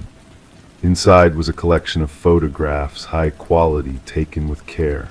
The first showed a porch, ordinary in every way. Weathered wood, a welcome mat frayed at the edges, a potted plant dropping leaves onto concrete. And there, centered in the frame like an actor taking the stage, was the doll. It wasn't what you might imagine when someone says doll. This wasn't a child's toy, mass-produced and disposable. This was craftsmanship, porcelain skin with the faintest blush of pink at the cheeks, glass eyes of a deep amber that caught the light in a way that made them seem aware, knowing. The clothes were period-specific, Victorian perhaps, with intricate lacework that must have taken hours to create. I placed the photographs side by side across my desk. Each showed the doll from different angles. The final image made me pause. It captured the back of the doll's neck, where a name had been etched with what appeared to be a fine-tipped instrument, Elizabeth Harmon. Turning to the written statement, I learned that Elizabeth, Liz to her friends, lived alone in a small bungalow on the outskirts of Millfield. She worked remotely as a graphic designer, rarely had visitors, and had no known enemies. On the evening of October 3rd, she had returned from grocery shopping to find the doll sitting upright on her porch, facing the door as if waiting for her. No packaging, no note, no indication of who had left it. What made this more than just an unusual gift was the name, her name, carved into the doll's porcelain flesh. Liz had never seen the doll before. She had no family traditions involving dolls, no childhood connection to them. In fact, in her statement, she mentioned a mild discomfort with dolls in general. The department would typically dismiss something like this as a prank, but there had been 3 similar incidents in neighboring counties over the past 18 months, all involving dolls, all bearing the recipient's name. I lifted the phone and dialed Elizabeth Harmon's number. Her voice was steady when she answered, but there was an undertone of tension that vibrated beneath her words, like a guitar string pulled too tight. Ms. Harmon, this is Detective Morgan with the Special Cases Unit. I'd like to ask you a few questions about the doll you found. I've already told everything to the officer who came to take my statement, she said, her words measured, deliberate. I understand, but sometimes with a little distance, we remember details that didn't seem important at first. Would you mind if I stopped by this afternoon? Silence hung between us for several seconds before she agreed. The drive to Elizabeth's house took me through neighborhoods where the trees were just beginning to surrender their leaves. The windshield of my car became a canvas for shadows that danced and swayed with each passing branch. Radio news murmured softly, something about stock markets and foreign policy, but my mind was elsewhere, trying to connect invisible threads between four seemingly unrelated people who had received these unsettling gifts. Elizabeth's house was exactly as it appeared in the photographs, modest but well-maintained, a single story with a small porch and a yard that showed signs of care. She greeted me at the door, a woman in her mid-30s with dark hair pulled back into a practical ponytail. Her eyes met mine directly, analyzing me as much as I was analyzing her. "Thank you for seeing me," I said as she invited me inside. "I won't take much of your time." Her living room was minimalist, a couch, a coffee table, bookshelves filled with design references and fiction. No family photos that I could see, no personal touches that revealed much about who she was. "The doll," I said, settling into an armchair she gestured toward. "Where is it now?" "In the garage, in a box. I didn't want it in the house." I nodded, understanding her discomfort. "And you've never seen it before. Nothing about it seemed familiar." Elizabeth shook her head, then paused, her brow furrowing slightly. Actually, there was something. The dress it was wearing, blue with white lace trim and tiny pearl buttons. I had a dress like that when I was a child, for special occasions. There's a photograph of me wearing it somewhere in my mother's albums. A chill traced its way along my spine. This was new information, not in her original statement. "Do you have that photograph?" "No, but my mother would. She lives in Oregon now." I made a note to follow up on this. "Ms. Harmon, have you noticed anything else unusual lately? Phone calls where no one speaks, the sense of being watched, mail that's been opened and resealed." Her eyes widened slightly at the last question. "My mail, yes. Last week I received a bill that looked like it had been opened and taped closed again. I thought it was just damaged in transit." We talked for another hour. Small details emerged, a garden gnome that had been moved from one side of her yard to the other, a window she was certain she'd closed but found open upon returning home. Tiny disruptions in the fabric of her routine that on their own meant nothing, but together formed a pattern of deliberate intrusion. After leaving Elizabeth's home, I drove directly to the department's evidence room. The dolls from the previous cases were stored there, each in its own clear plastic container like specimens in a laboratory. Side by side, the similarities were striking. All four had the same quality of craftsmanship, the same attention to detail. Each wore clothing that, according to our interviews, resembled something the recipient had owned or worn in childhood. I lifted the container holding the doll left for Elizabeth Harmon and studied it more closely. The porcelain was aged but not antique. The clothing, while detailed, showed signs of being handmade rather than factory produced. Most dolls of this quality would have a maker's mark somewhere, but these had none. They were, in effect, untraceable. What connected the recipients? On the surface, nothing. Different ages, different professions, living in different areas. But there had to be something, a shared experience, a common acquaintance, some thread that tied them together in the mind of whoever was creating and delivering these dolls. Returning to my office, I spread out the files of all four cases and began the slow process of looking for connections. The light outside my window gradually shifted from afternoon gold to evening purple, then to the deep blue of night. The sounds of the department quieted as colleagues left for the day, but I remained, drawn deeper into the mystery. It was past midnight when I found it, a summer camp mentioned in passing by one of the previous recipients. A place called Lakeview, which had closed nearly 20 years ago following a tragic accident. I checked the other files, and there it was again, buried in background information. All 4 recipients had attended Lakeview Camp during the same summer 23 years ago. The next morning, I called Elizabeth Harmon again. "Ms. Harmon, did you ever attend a summer camp called Lakeview? It would have been when you were around 12 years old." The pause on the other end of the line lasted so long that I thought we'd lost the connection. Then her voice returned, softer than before. "Yes, the summer before they closed it down. How did you know?" "The other people who received dolls like yours, they were all at Lakeview that same summer." "Oh," she said, and I could hear the realization in her voice, the connections forming in her mind as they had in mine. There was a girl there, Amanda Fletcher. She was different. She made dolls, little ones from scraps of fabric and buttons. She gave one to each of us in our cabin. I wrote the name down. Do you remember anything else about her?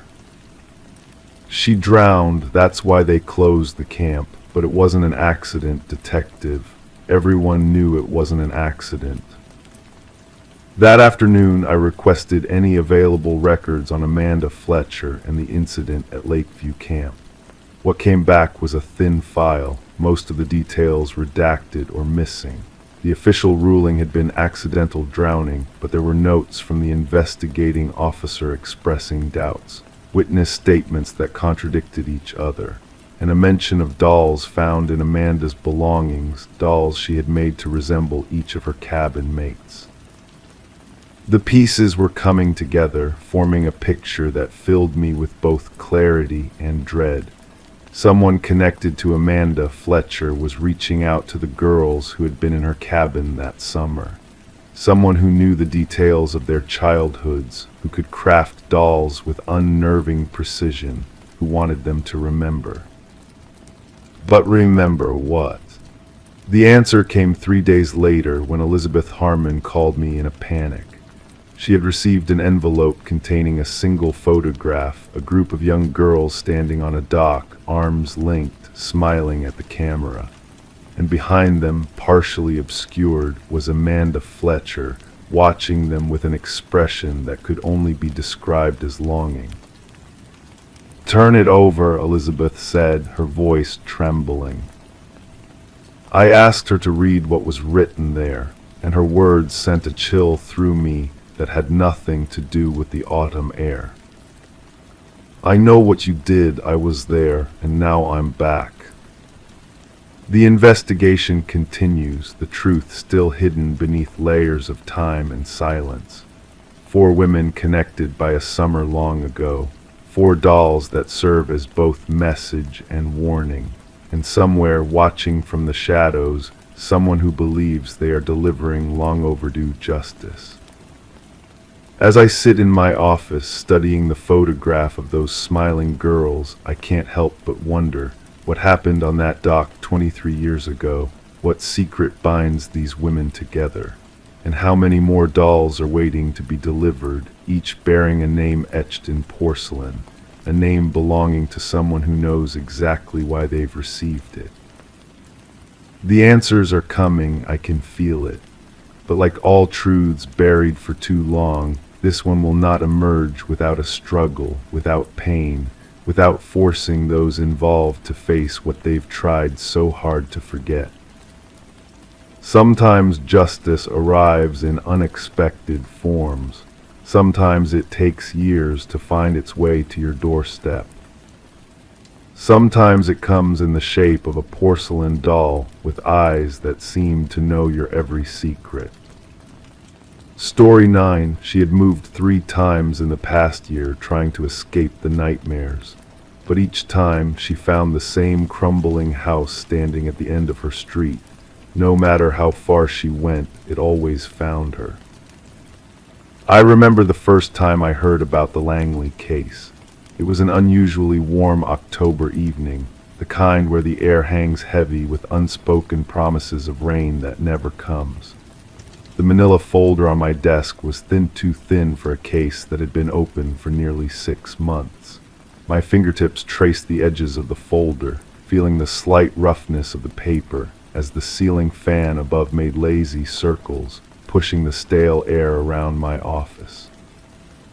Sarah Langley, 34 years old, elementary school teacher, no history of mental illness, no prior criminal record, nothing that would suggest she would one day walk into the local police station, her eyes wide and unfocused, clutching a small notebook filled with addresses and crude drawings of what appeared to be the same Victorian-style house.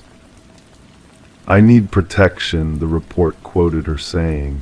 "It's following me, the house, it's always there." The officers on duty that night did what they could. They took her statement, offered her water in a small paper cup that left damp rings on the metal table of the interview room. They asked all the standard questions. Was someone threatening her?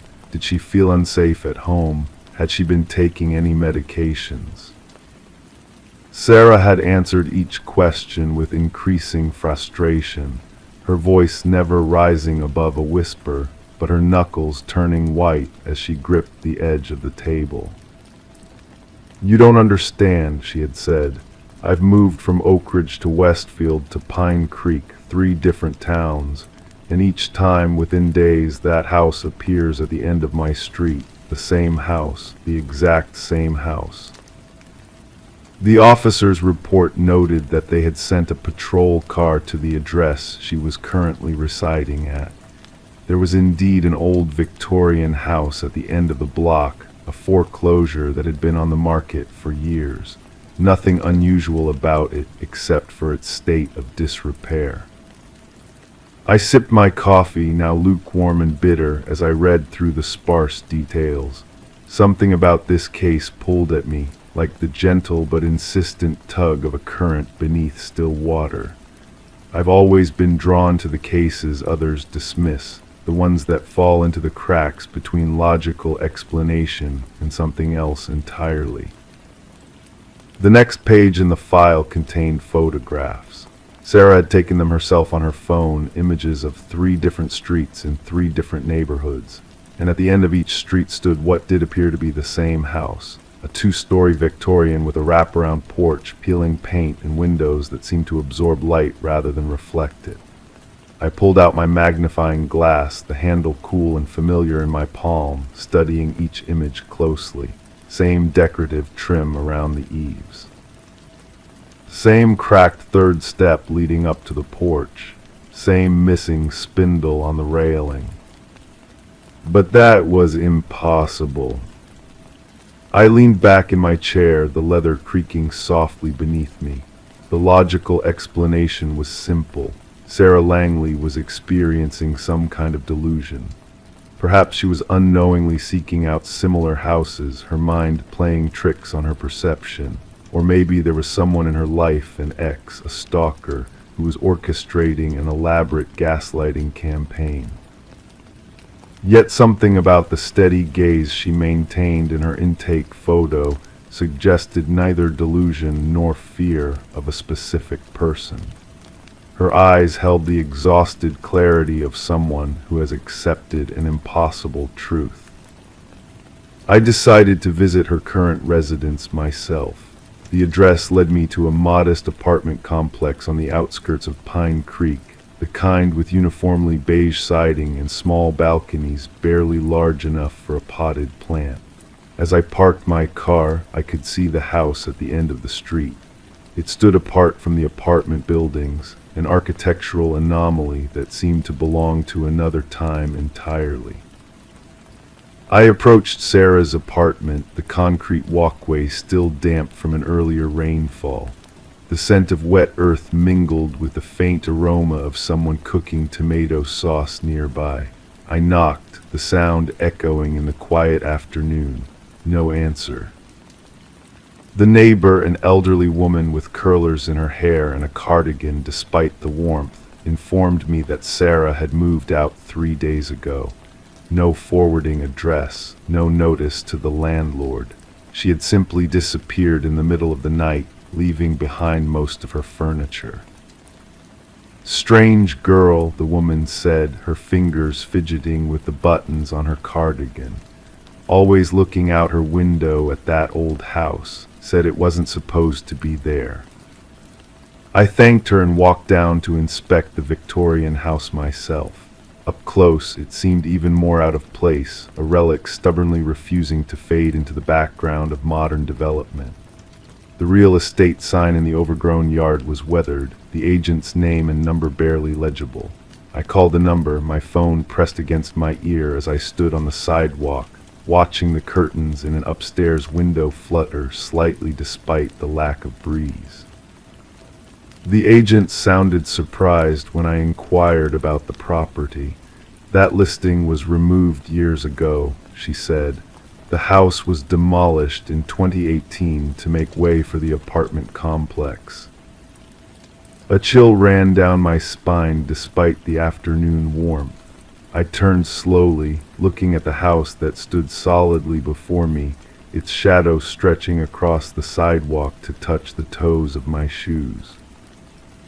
"I'm standing in front of it right now," I said quietly. There was a long pause on the other end of the line. "That's not possible," she finally replied. "I attended the demolition myself. There's nothing there but an empty lot waiting for phase 2 of the apartment development." I ended the call and approached the house, my footsteps feeling unusually loud on the cracked walkway.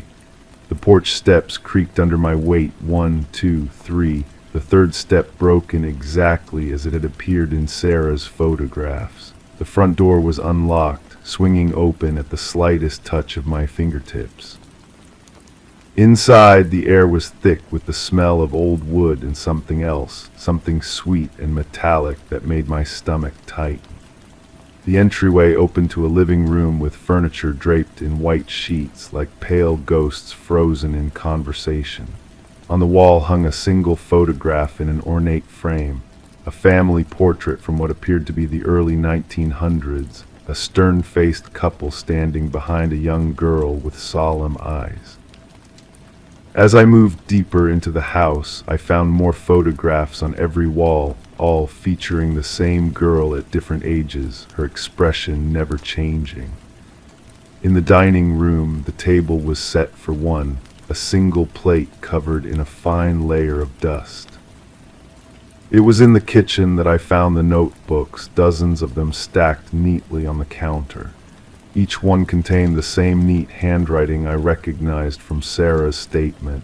Each documented a different address, a different sighting of the house, going back not months, but years, decades. The earliest entry was dated 1943. And then I saw it, the small door in the back of the kitchen, partially hidden behind a pantry shelf. It opened to reveal a narrow staircase leading down into darkness. The wood of the handrail was smooth, worn by the passage of countless hands. At the bottom, a single bulb illuminated a small cellar room with walls lined with shelves. On those shelves stood dozens of identical jars, each containing what looked like dark liquid. On a small table in the center of the room lay an open journal, different from the others. The handwriting was older, more formal. The first entry was dated 1894 and signed Eleanor Blackwood. It detailed the creation of what she called a dwelling untethered from place, a house that would follow the bloodline through generations, collecting what was owed. The final pages contained a list of names, each one crossed out except for the last, Sarah Langley. And beneath that, recently added in different handwriting, Detective Michael Harmon. My name. I felt a sudden heaviness in my limbs, a drowsy certainty that I should sit down, just for a moment. As I sank to the floor, my back against the cool stone wall, I heard the front door upstairs close with a decisive click.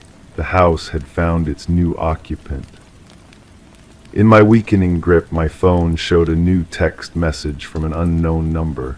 "I'm sorry. It follows until it claims. I've moved again, maybe this time." The message was incomplete. Outside, through the small basement window, I could see the apartment complex where Sarah had lived. But the perspective was wrong. The house couldn't be facing the apartments from this angle, unless the house had already moved, already followed. As my consciousness began to fade, I understood what Sarah had discovered. The house didn't simply appear at the end of the street. The house was the end, the final destination for those whose names appeared in a leaner Blackwood's journal. Tomorrow someone would notice I was missing. They would search my office, find the Langley file. Perhaps they would come looking for me. But would they see the house at all? Or would they walk past an empty lot, unaware of what stood there, visible only to its chosen occupant? The light bulb flickered overhead, casting jumping shadows across the rows of dark jars. I now knew what they contained. I knew why the house followed. I knew what it collected. And I knew with absolute certainty that soon there would be one more jar on the shelf. Story 10: The Enigmatic Mask. The quaint costume shop was on the brink of closure, its shelves filled with remnants of time gone by. Amidst the remnants, a woman's gaze fell upon a mask tucked away in a forgotten corner. Its features, delicate yet uncannily lifelike, held a mysterious allure. As she placed it on the checkout counter, the cashier hesitated, a flicker of unease crossing his face. "That's not ours," he murmured cryptically. Perplexed, the woman searched for a tag, only to find none. With a nonchalant shrug, she decided to take it home. That very night, a soft rustle stirred her from slumber, a whisper of fabric shifting.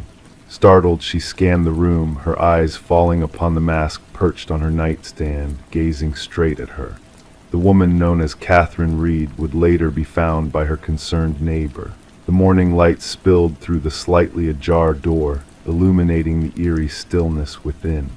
What the neighbor stumbled upon was a scene that would perplex investigators for years to come. Catherine lay lifeless on her bedroom floor, the enigmatic mask nowhere to be seen. Detective Morgan arrived at the scene, where the atmosphere was thick with unanswered questions. The shutters clicked softly as forensics worked diligently, capturing every detail with their cameras. No signs of forced entry, an officer remarked, his pen scratching against paper. The detective's keen eyes scanned the room, noting subtle clues that whispered of a hidden truth, a drawer left slightly ajar. A lipstick-stained water glass on the nightstand. Everything seemed mundane, except for the woman who would never awaken. The medical examiner's somber face revealed little upon initial examination. Cause of death remains elusive. No visible wounds, no signs of struggle, he intoned, pointing to Catherine's frozen expression of terror. Detective Morgan knelt beside the body, a shiver dancing down her spine. Something terrified her to the core, she murmured softly. Catherine, an art appraiser known for her meticulous nature, had a knack for spotting authenticity. Colleagues praised her discerning eye, her ability to detect the slightest discrepancies. Could this very talent have led to her untimely demise? Security footage from the costume shop unveiled a puzzling mystery. The cashier's baffled reaction to the mask raised more questions than answers. The shop owner, when consulted, denied any knowledge of the mask's origin. A sense of unease settled upon the detective as she delved deeper into the shop's history. The breakthrough in the case came with the discovery of microscopic fibers embedded in Catherine's fingertips. She was grasping onto something, the lab technician explained, puzzled by the unusual composition of the fibers. They bore traces of human hair intertwined with an unidentified organic substance, defying all attempts at identification. The investigation led to a chilling revelation, a series of similar deaths spanning decades, each victim acquiring a mysterious mask before meeting their demise. The retired detective, privy to one such case, shared a grim truth. Inside each mask, ancient symbols were hidden, hinting at a ritual of soul transference. A journal concealed within Catherine's home shed light on her final days. Her frantic entries spoke of a malevolent presence, of the mask's sinister intent. She had unraveled a dark connection between the masks and the string of inexplicable deaths. "The mask moves," her words echoed, a testament to her growing dread. As the pieces of the puzzle aligned, the cause of Catherine's death was unveiled: cardiac arrest induced by sheer terror. What specter could evoke such paralyzing fear, halting a heart in its rhythm? Surveillance footage from a vigilant neighbor's house unearthed a bone-chilling revelation: a figure donned in a mask, mimicking Catherine's movements with an eerie precision. The hunt for the elusive mask intensified, but it vanished without a trace, only to resurface months later in a distant vintage shop. The mask, a harbinger of doom, slipped through their fingers once more, leaving a trail of unanswered questions in its wake. The detective, haunted by Catherine's journal, kept it close, a grim reminder of a truth too bizarre for conventional understanding. In the stillness of the night she would awaken, a sense of foreboding lingering in the shadows. She would check her locks, her gaze flickering to the darkness beyond. For the mask, ancient and hungry, continued its macabre dance, seeking its next unwitting host in a timeless cycle of fear and death. Its empty gaze fixed upon the world, waiting patiently to be found once more.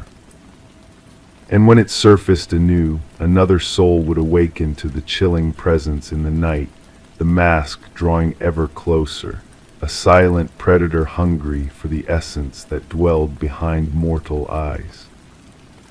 Story 11. In the quiet stillness of an abandoned house, a phone sat on the dusty kitchen counter, its screen softly glowing as if beckoning for attention. Detective Morgan Reed stood before it, her gaze fixed on the evidence bag containing the mysterious device that had sparked an enigma beyond comprehension. The call had come from this very phone, a call that defied logic and reason.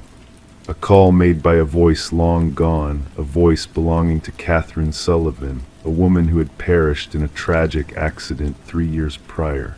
The call, just 11 seconds of static, breathing, and 5 haunting words: "He's here, he." The house itself held no answers, only whispers of a past long forgotten. It had once belonged to the Sullivans, but now stood empty, a silent witness to a tale shrouded in mystery and sorrow.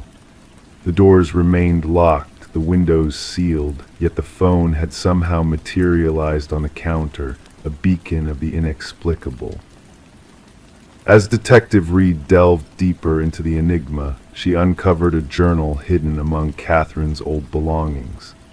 Its pages told a harrowing story of love turned to control, of fear lurking in the shadows of a once happy relationship.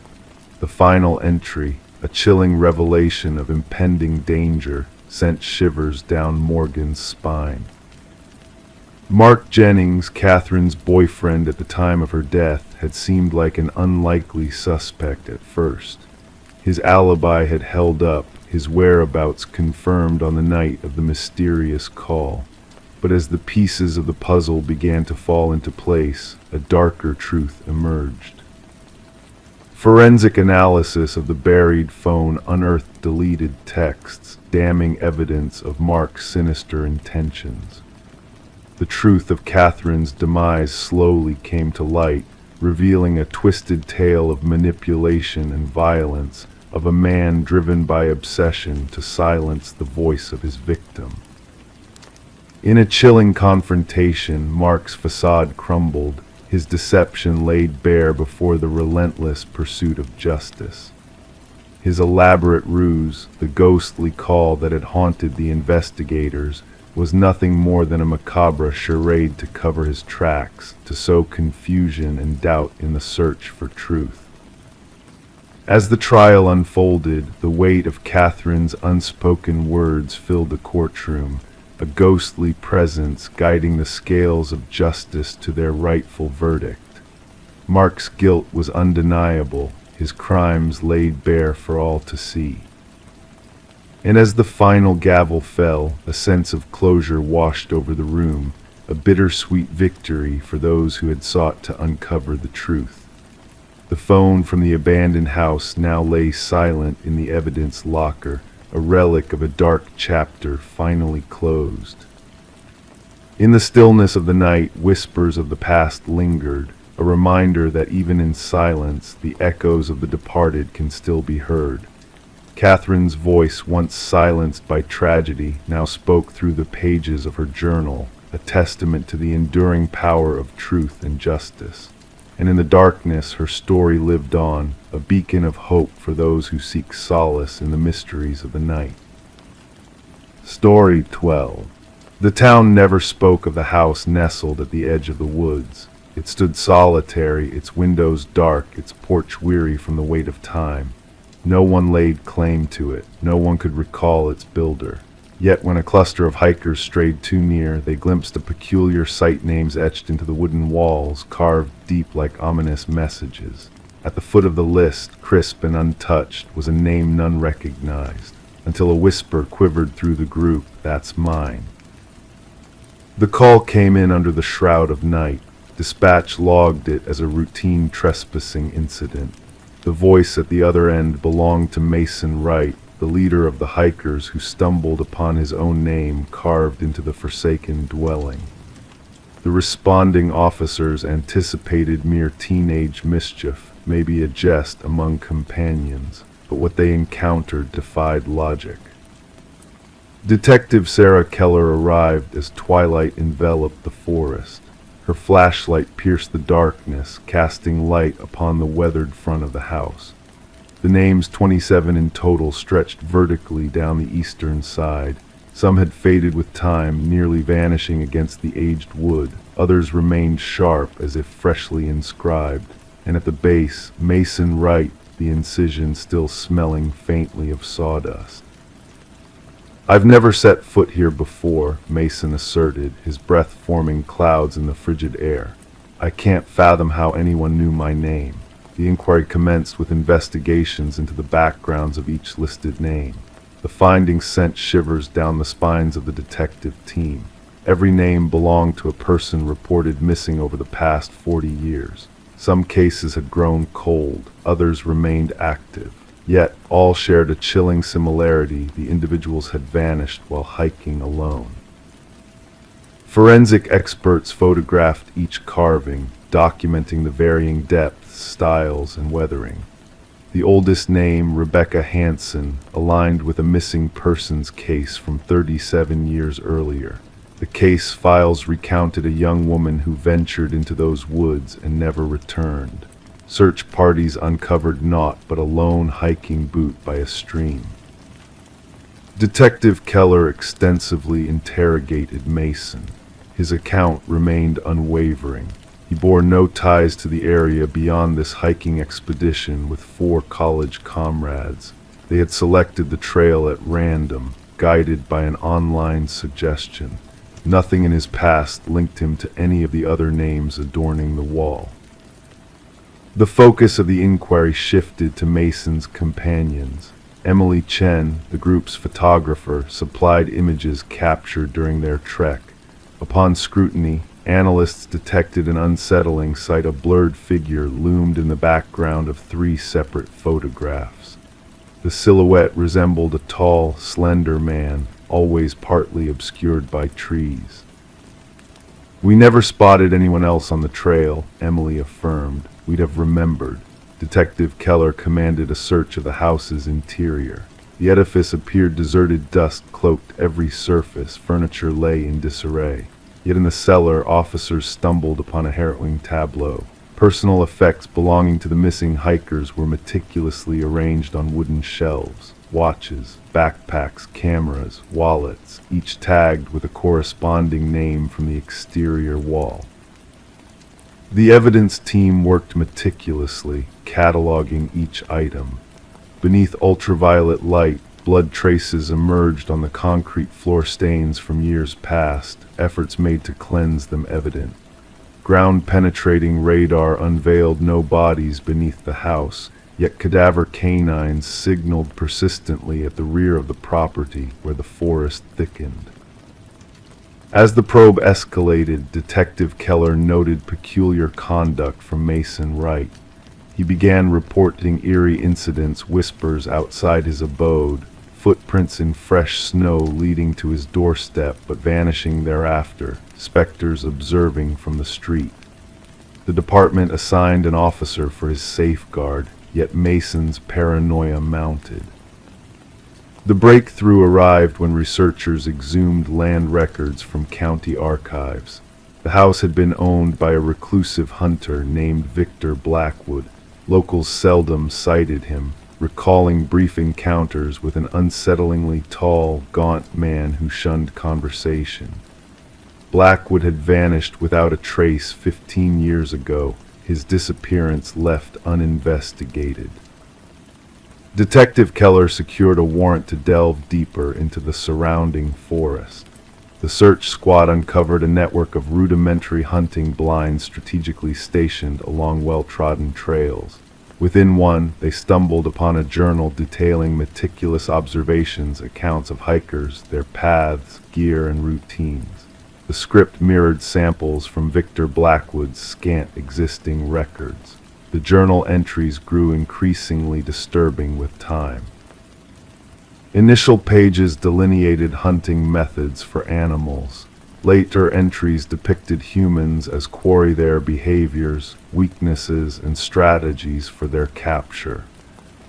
The final pages recounted intricate narratives of stalking each victim on the wall, including elaborate depictions of target selection. The pursuit for Blackwood mobilized across multiple jurisdictions. Helicopters equipped with thermal imaging scoured the forest. Tactical squads combed every crevice and cavern, yet the suspect remained elusive. Mason Wright ceased answering calls. Officers dispatched to his residence found the entrance unbarred, the rooms vacant. Carved freshly on his bedroom wall, a single line read, "The hunter becomes the hunted." The search for Mason persisted fruitlessly for weeks. Then, during a subsequent sweep of Blackwood's house, forensic technicians unearthed a horrifying revelation.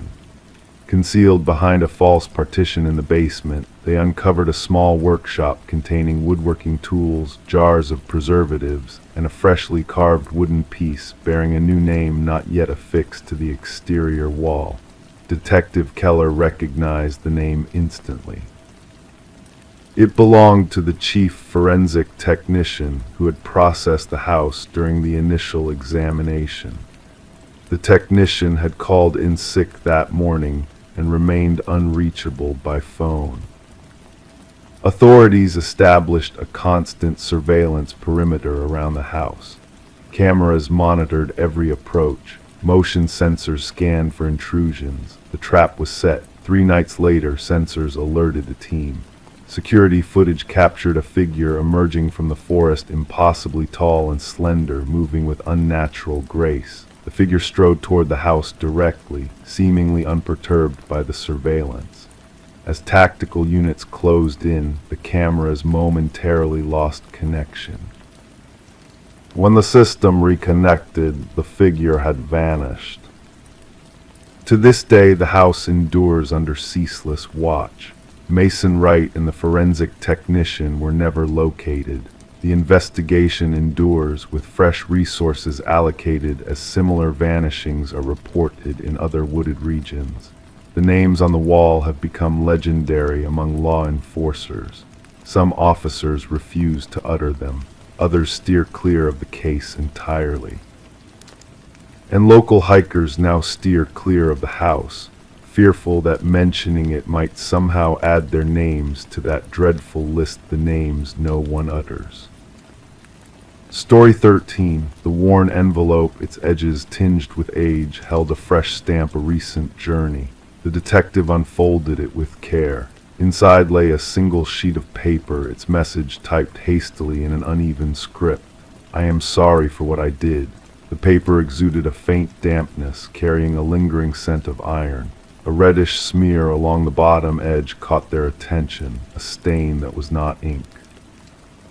Detective Sarah Morgan gingerly placed the letter into an evidence bag, her gloved hands deftly preserving the evidence. The forensics team's analysis confirmed her suspicions the reddish mark was human blood, a match to DNA from an unsolved homicide that had haunted the department for years. The victim, a young journalist named Rebecca Warren, had been found in her apartment with fatal stab wounds. Her missing laptop and scattered notes hinted at a connection to the story she was investigating. Despite exhaustive efforts, the case had turned cold until the arrival of this mysterious letter addressed simply to Homicide Division. The scant fingerprints on the paper and envelope hinted at a gloved sender. The postmark provided a long-awaited lead. Morgan gathered her team in the briefing room, surrounded by the haunting images of crime scenes and fruitless leads. Pinning the letter at the center of the board, she declared, "This changes everything. Our killer shows remorse." Detective James Chen, Morgan's longtime partner on the case, eyed the letter thoughtfully. "Or perhaps they wish us to believe so," he offered. "The blood could be a theatrical touch, a cruel taunt." The forensics team traced the unique typewriter impression to a model long out of production, a rare find but not impossible. They expanded their search to antique dealers and collectors in the region.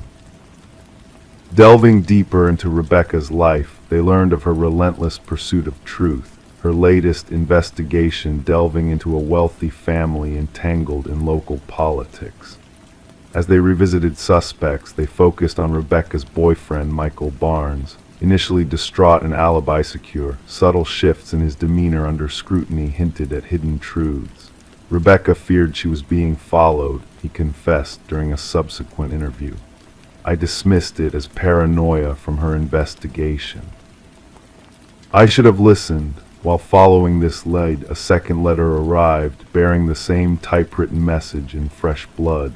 This time the confession expanded. She uncovered too much about the family, the inheritance, the old man's fate. "I never intended for it to escalate."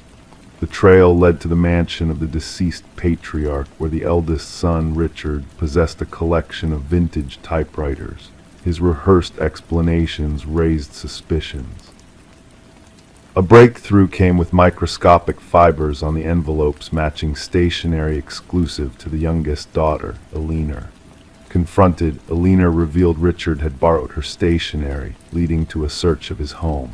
Hidden within was a trove of incriminating evidence, clippings, surveillance, and a typewriter linked to the letters. Blood analysis confirmed it belonged to Rebecca. The unexpected link between Richard and Michael surfaced through financial records, revealing payments prior to the murder. Confronted, Michael confessed, unraveling a sinister plan gone awry.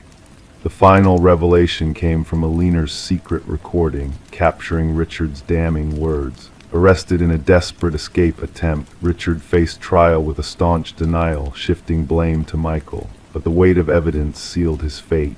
The jury swiftly returned a guilty verdict. As Richard faced justice, Detective Morgan approached Rebecca's grieving parents in the courtroom. Though no words could erase their loss, closure dawned with the conviction.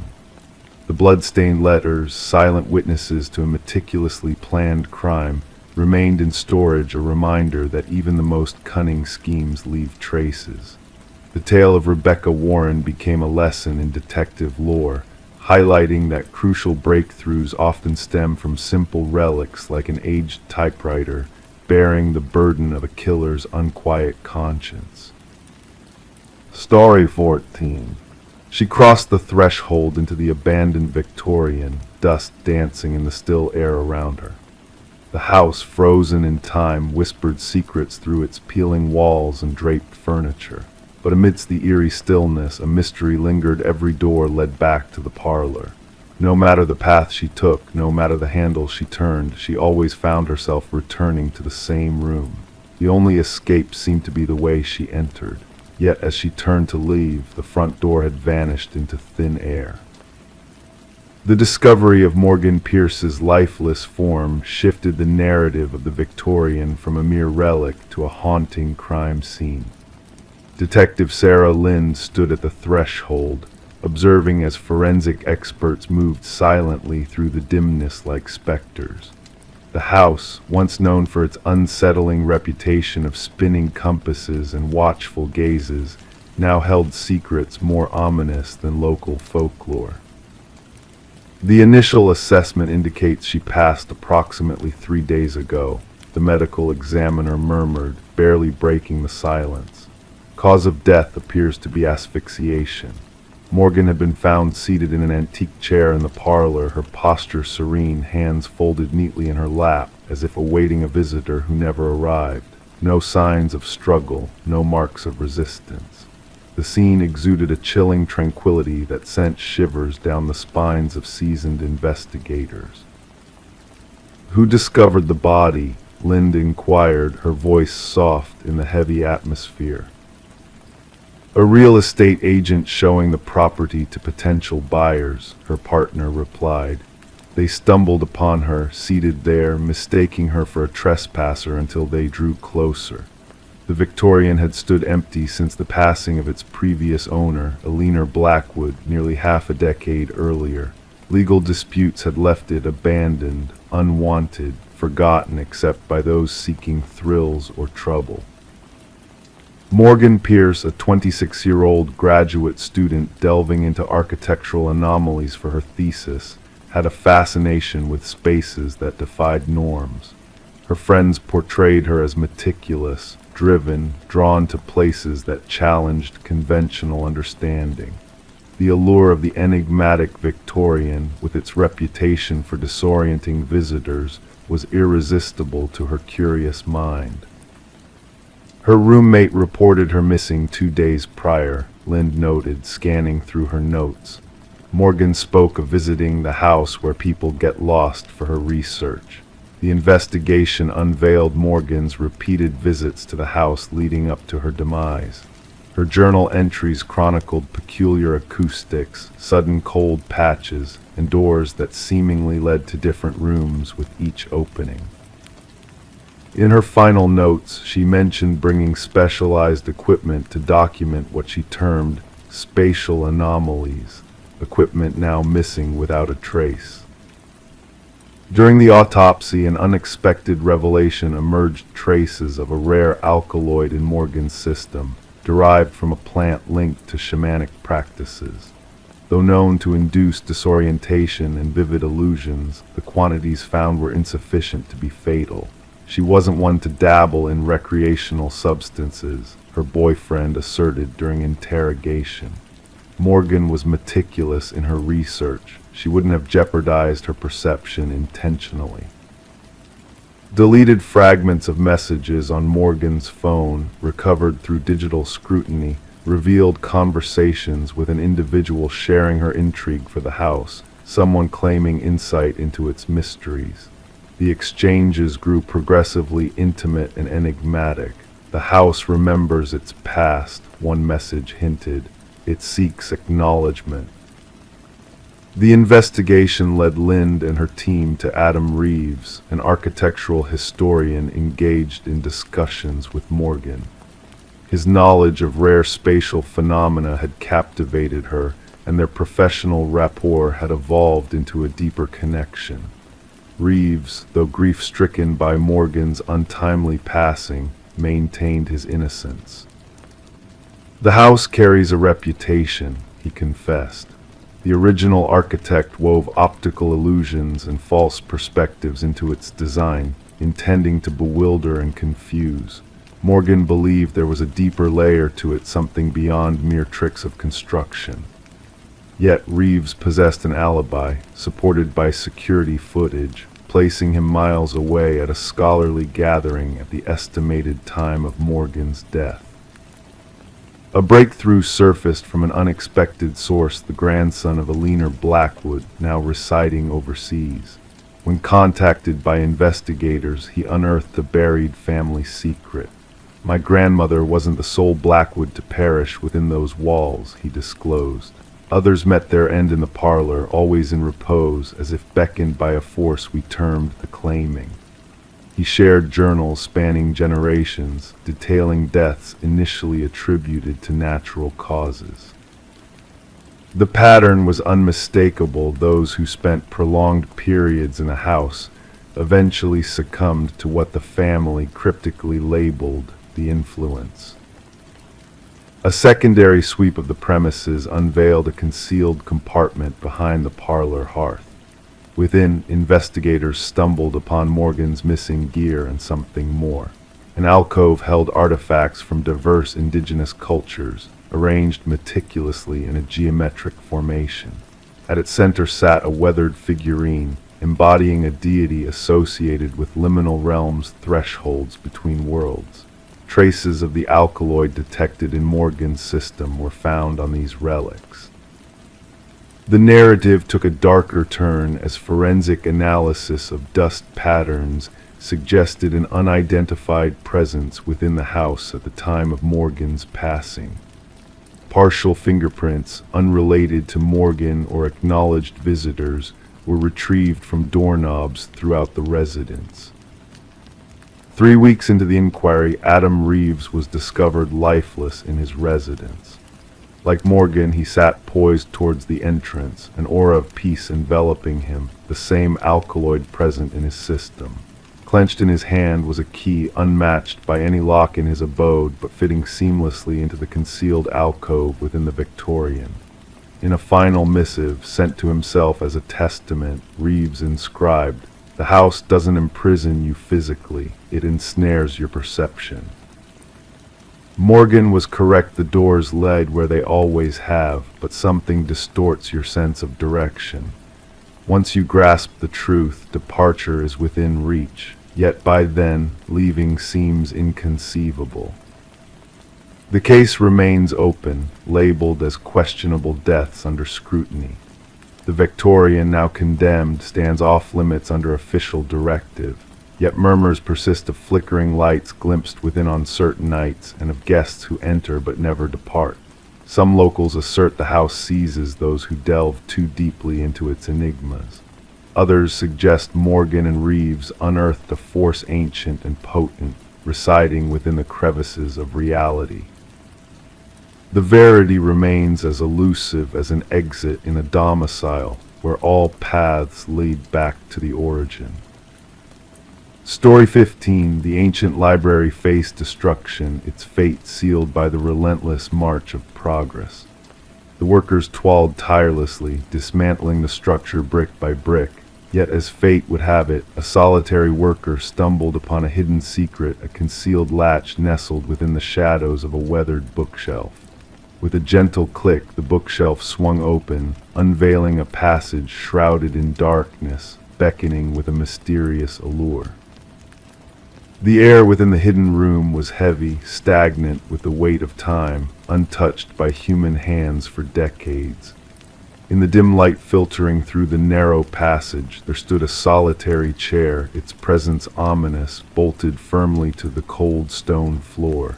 Upon the walls, etched in desperation and defiance, a haunting message repeated itself like a whispered plea, "I am still here." The construction foreman, sensing an unsettling presence, urgently summoned the authorities.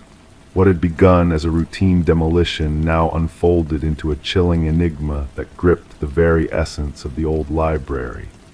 Detective Morgan Walsh, a seasoned investigator with decades of experience, entered the hidden room, his flashlight piercing the darkness like a solitary beacon in the night. "Secure the area," Walsh commanded, his voice resonating through the chamber, a solemn echo in the eerie silence. "No one disturbs a single thing until forensics arrives." The history of the library cast a shadow of intrigue over the unfolding mystery.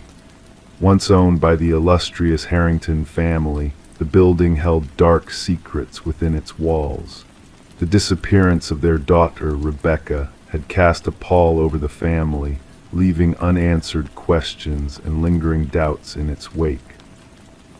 As forensic experts meticulously combed through the hidden room, they unearthed fragments of a grim past hair and fibers embedded in the aged chair, traces of blood and skin cells mingling with the dust on the scratched walls.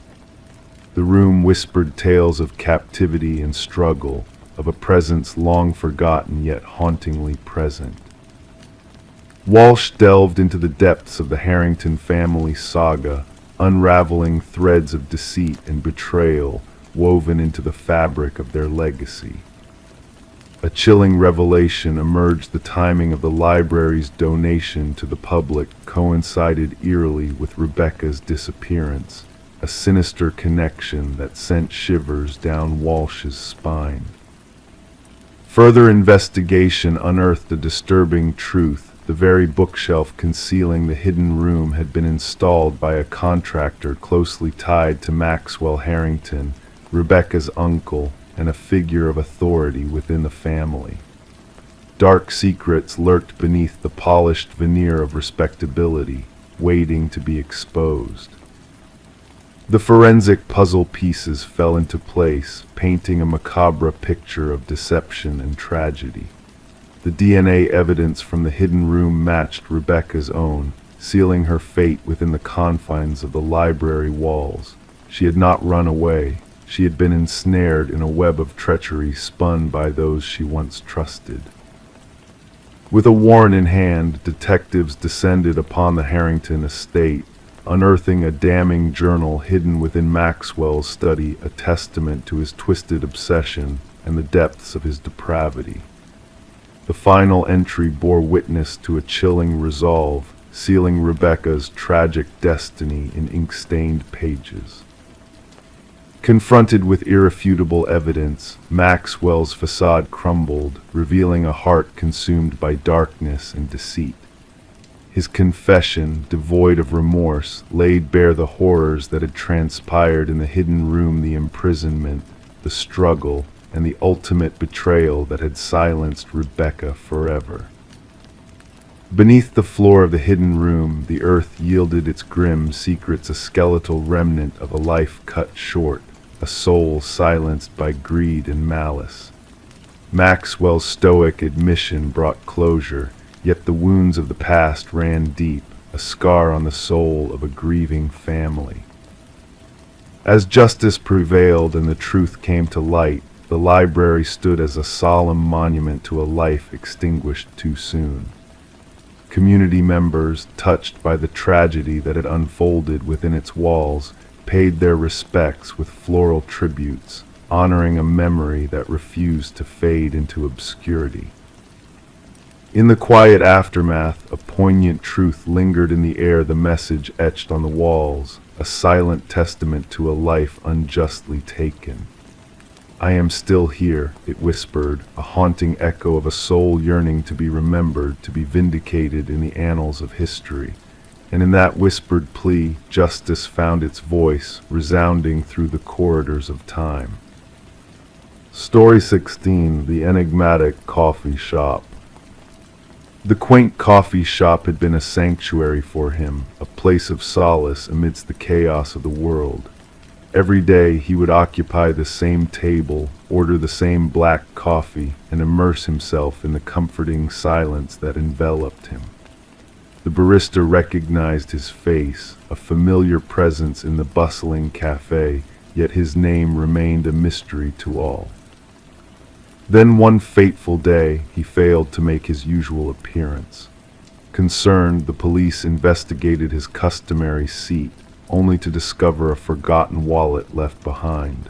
Within its confines lay a driver's license bearing a face without a name, an address, or any identifying details, just an eerie void where his identity should have resided.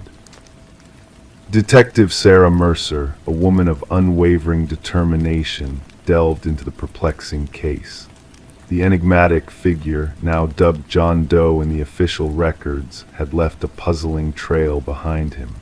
Reviewing the security footage with furrowed brows, Mercer observed the ordinary man's every movement within the coffee shop.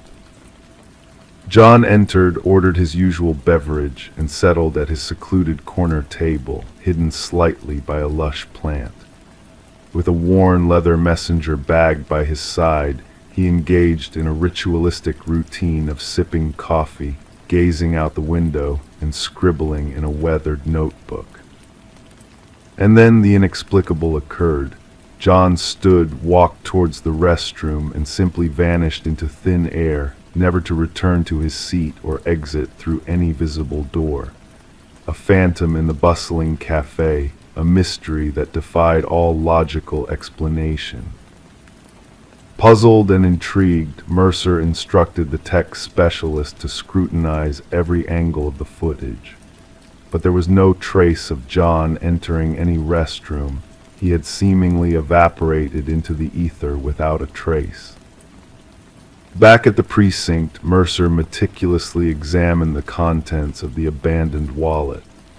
A haunting emptiness pervaded the personal artifacts within blank spaces where a name should be, credit cards devoid of identity, and currency neatly arranged without a rightful owner.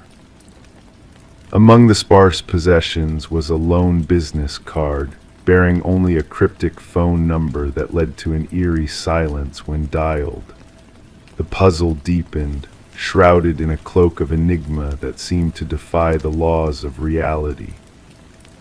The barista, a witness to John's silent presence over the years, offered scant insights into the elusive figure.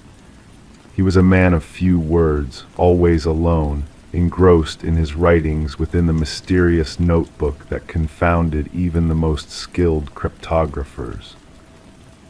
Pages filled with coded text and enigmatic sketches of unfamiliar structures hinted at a world beyond comprehension. Mercer's investigation led her to discover peculiar anomalies in the security footage, a flicker in time each morning as John entered the coffee shop, a subtle tremor in the fabric of reality. Returning to the coffee shop, Mercer's gaze fell upon an ancient mirror that hung between the entrance and the restroom hallway. Its ornate frame bore symbols reminiscent of those within John's notebook, hinting at a deeper connection to the enigma that surrounded him. Upon questioning the shop owner, a revelation emerged. The mirror had stood witness to the passage of time, unmoved and unaltered for generations. And yet, beneath its reflective surface, a hidden chamber concealed a trove of identical wallets, each a vessel of lost identity. Within the hidden enclave, a journal chronicled decades of experiments in temporal displacement and identity manipulation, bearing the same handwriting as John's notebook. An unsettling entry forewarned of encroaching dangers and a closing window of opportunity. As whispers of spectral sightings and eerie phenomena swirled around the coffee shop, Mercer encountered Margaret Keller, a former physicist with knowledge of John Doe's true identity. Daniel Weston, a brilliant mind lost to an experiment in quantum mirrors, had sought to breach the boundaries between realities. The coffee shop, built upon the remnants of Weston's vanished laboratory, served as a nexus of intersecting worlds, a place where the veil between dimensions grew thin. Mercer's understanding deepened as she unearthed the hidden truths behind the facade of normalcy. In a moment of revelation, Mercer beheld the mirror's shattered fragments, a testament to the experiment's completion and the closure of the elusive window. John Doe, Daniel Weston, a man of mysteries and paradoxes, had traversed the boundaries of existence, leaving behind a legacy of unanswered questions and spectral echoes. The case of the man who defied conventional wisdom remains a haunting enigma, shrouded in the mists of the unknown. The coffee shop, a haven of secrets and revelations, closed its doors, yielding to the inexorable march of time. And yet, whispers linger of spectral reflections and hidden truths, echoing through the corridors of memory and imagination. Story 17, the Polaroid lay nestled among memories of bygone days, a relic of a birthday celebration long faded into the whispers of time. Faces frozen in time, smiles painted with innocence, and candles dancing with flickering flames, nothing out of the ordinary at first glance. But when Sarah Winters inherited the dusty box of nostalgia from her mother's attic, a chilling discovery awaited her curious eyes. Amongst the snapshots of joy and laughter, a sinister presence lurked in the shadows of the past, unnoticed and uninvited. A man, a mere silhouette in the background of every photo, stood on the periphery of the family's happiness, his identity a mystery shrouded in darkness. The journey into the unknown began as Sarah delved into the contents of the cardboard box labeled Memories. What should have been a comforting journey down memory lane soon twisted into a harrowing nightmare. The first photo revealed a faint outline of the mysterious figure, a mere whisper of a presence during Sarah's 7th birthday party. Subsequent images unveiled a chilling progression, the man inching closer and closer with each snapshot, his form becoming clearer as he ventured from the shadows into the light. With trembling hands, Sarah reached out to her father, seeking answers to the enigma that haunted the frames of her childhood. His initial disbelief gave way to a stunned silence, a sharp intake of breath betraying the gravity of the situation. As digital reproductions of the Polaroids illuminated the haunting truth, a sense of unease settled over them both, a silent acknowledgement of the inexplicable. In a dimly lit precinct, Detective Marcus Reed studied the haunting photographs laid out before him, the patter of rain against the windows adding a rhythmic backdrop to the unfolding mystery. With a keen eye, he traced the phantom figure's progression through the family gatherings, each image a breadcrumb leading deeper into the heart of darkness that had gripped Sarah's past. The detective's inquiries yielded no recognition of the mysterious man, his presence a ghostly anomaly in the fabric of time captured on film. As the investigation unfolded, a chilling revelation emerged from the depths of the past. Enhanced images unveiled details long hidden: a scar, a ring, a glimpse of a face previously obscured by the veil of shadows. The pieces of the puzzle began to align as dental records connected the phantom figure to a long-forgotten name: Robert Keller, a maintenance worker with a sinister past intertwined with vanished children and unsolved mysteries. The trail of shadows led to a grim discovery beneath the concrete foundations of Keller's former abode, relics of lost innocence buried in darkness. A hair clip, a toy car, a bracelet, all fragments of shattered lives intertwined with the phantom figure's malevolent presence. The truth, though chilling, brought a semblance of closure to families long haunted by the specter of the unknown. Alone in her apartment, Sarah faced the ghosts of the past, the weight of decades-old secrets pressing down upon her. The detective's call brought news of a bittersweet resolution, a sense of justice tempered by the bitter taste of loss. As she gazed at the final birthday photo, the figure loomed in the background, a silent witness to the horrors that had unfolded unnoticed.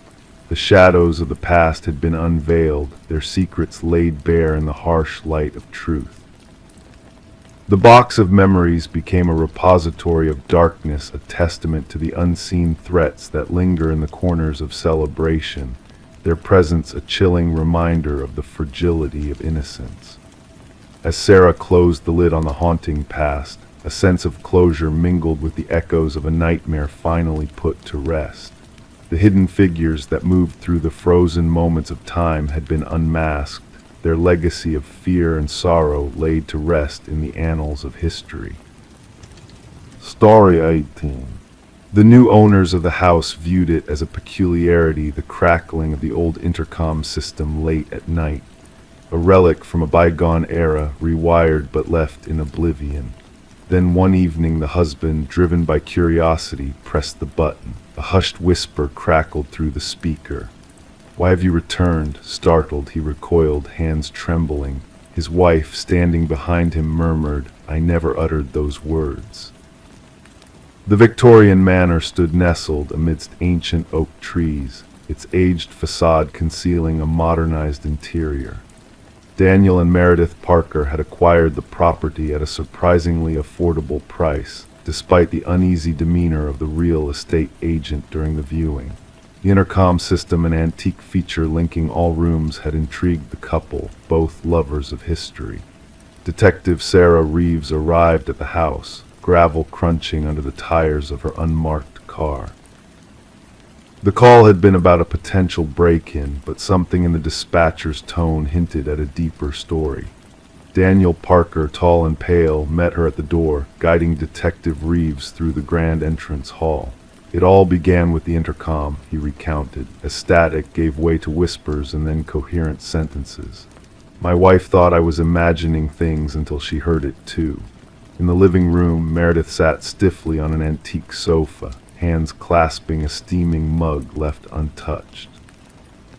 "We found something hidden behind the wall," she stated abruptly. Daniel wanted to expand the kitchen pantry, and when he removed the drywall, her voice faltered. Concealed behind the wall, wrapped in decaying plastic, was a small leather-bound journal. Detective Reeves donned gloves before delicately flipping through its fragile pages. The elegant yet frantic handwriting belonged to a woman named Alina, the presumed former owner. Her entries hinted at a growing suspicion that her husband, Vincent, intended to harm her. The last entry was 30 years ago, Daniel clarified. After that, silence. The previous owners mentioned buying it from an elderly man who relocated to a retirement community. The investigation revealed that Vincent and Alina Blackwood had indeed lived in the house. Records showed Vincent sold the property shortly after Alina supposedly left him. No divorce papers existed. No change of address, no financial transactions in Alina's name post the final journal entry. Detective Reeves mobilized a team to thoroughly search the property. Ground-penetrating radar unveiled anomalies beneath the concrete foundation of the garden shed. As the investigators broke through the aged concrete, the truth emerged in the form of human remains. Forensic analysis confirmed the skeleton belonged to a woman in her 40s, with signs of blunt force trauma to the skull. Among the remains was a gold wedding band engraved with "To Alina, my eternal love." The case against Vincent Blackwood swiftly took shape. Now elderly and residing in a care facility, he comprehended the charges brought against him. His response, when faced with the evidence, sent shivers down the detective's spine. "She wouldn't cease her chatter," Vincent stated, his voice eerily composed. "Always talking through that cursed intercom, monitoring me, doubting me. I disconnected it, but she rewired it herself. Claimed she wanted to always be able to reach me, regardless of where I was in the house." His vacant eyes met theirs. "I only craved silence." During his admission, Vincent disclosed how he meticulously crafted the narrative of Alina deserting him, even sending forged postcards to neighbors from different locations. He had resided in the house for years, walking daily over the spot where his wife lay buried. The trial was succinct, with Vincent pleading guilty to murder.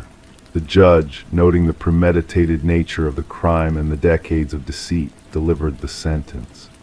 Daniel and Meredith eventually sold the house, unable to stay after uncovering its grim past. Before departing, they held a memorial for Alina in the restored garden following the investigation. The intercom system was removed during renovations by the subsequent owners.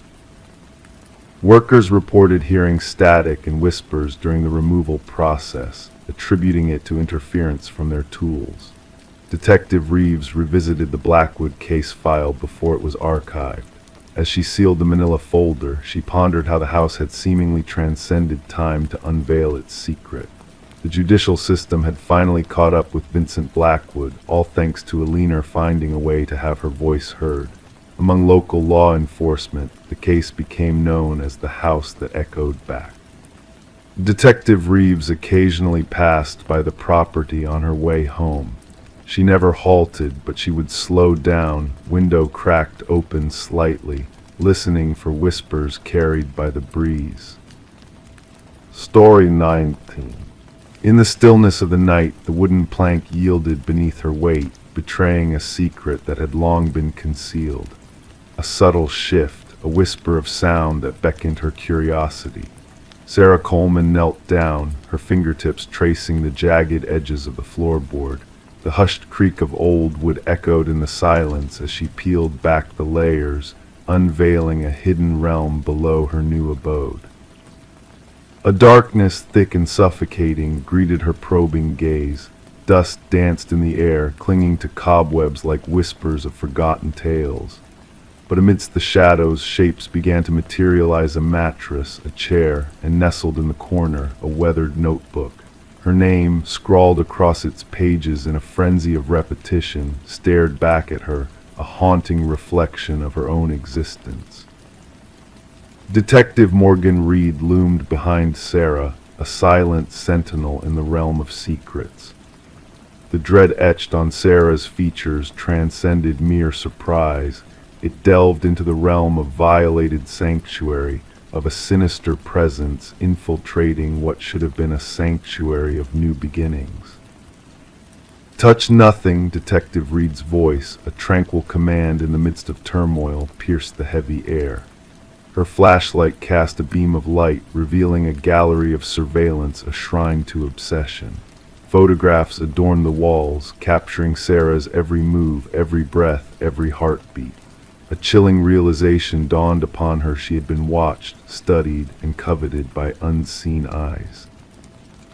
The cottage, a quaint refuge purchased from the estate of a recluse named Walter Green, held within its walls a legacy of shadows. The echoes of a solitary existence resonated through time, weaving a tapestry of dread around Sarah's life. The whispers of the past had failed to warn her of the lurking malevolence that lay hidden beneath the floorboards. As crime scene investigators descended upon the scene, their presence a solemn dirge to the truth that lay buried, the chamber yielded its secrets to forensic scrutiny. Fingerprints, a ghostly testament to Walter's obsession, painted a portrait of a man consumed by a fixation that transcended mortality. The investigation unraveled a tapestry of horror woven from threads of delusion and desire. Walter Green, a man with a history of unrequited infatuation, had fixated on Sarah with a fervor that bordered on madness.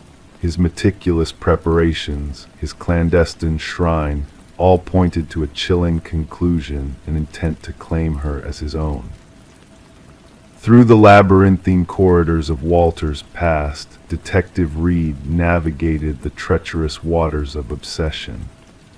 A former co-worker's hesitant confession unveiled a trail of breadcrumbs leading to a storage unit, a vault of echoes from Sarah's past life, replicated with eerie precision.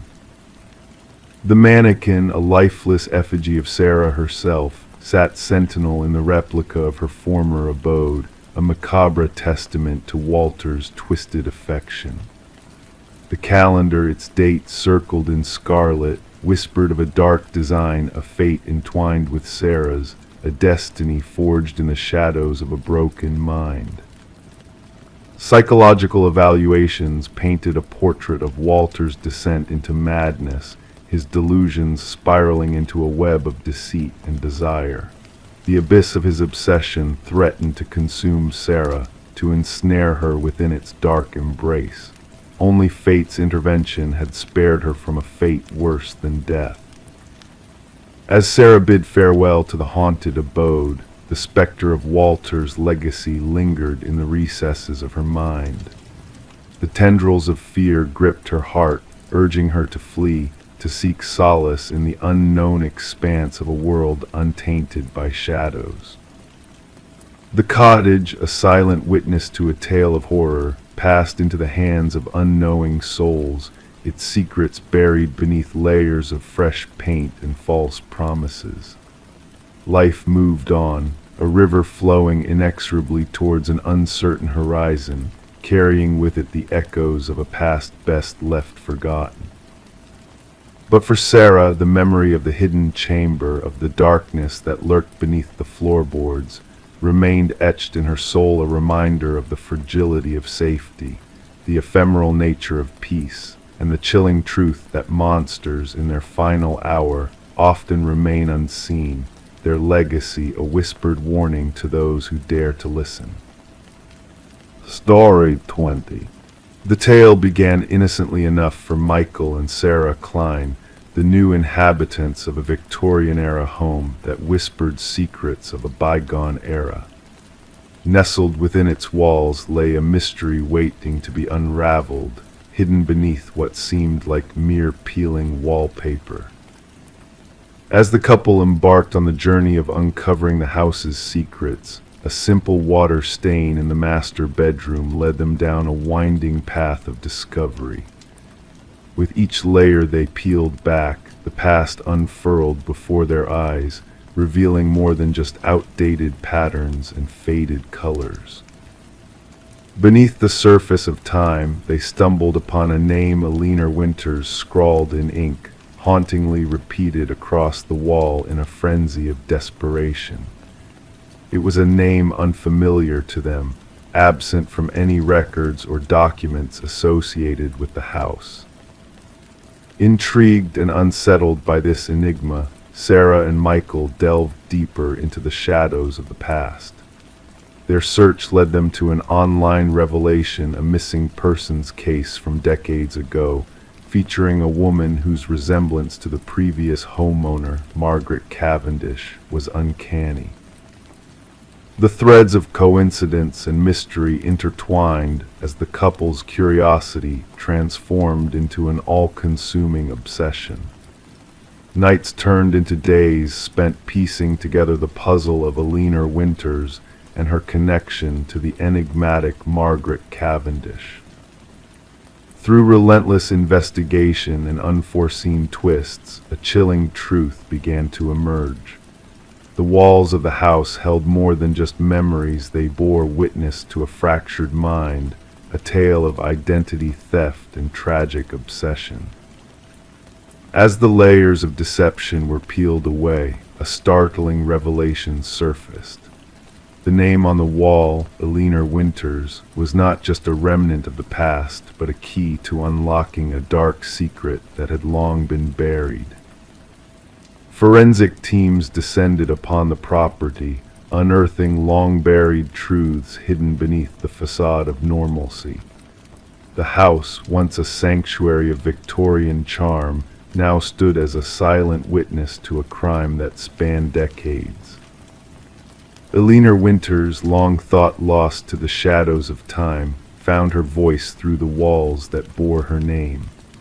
And in the echoes of the past, justice was finally served, bringing closure to a chapter that had remained unresolved for too long. As the sun set on the horizon, casting long shadows over the now infamous house, Michael and Sarah stood in silent contemplation. The whispers of the past had finally been silenced, leaving behind a legacy etched into the very fabric of the walls, a reminder of the dark secrets that can lurk beneath the surface of even the most charming facades.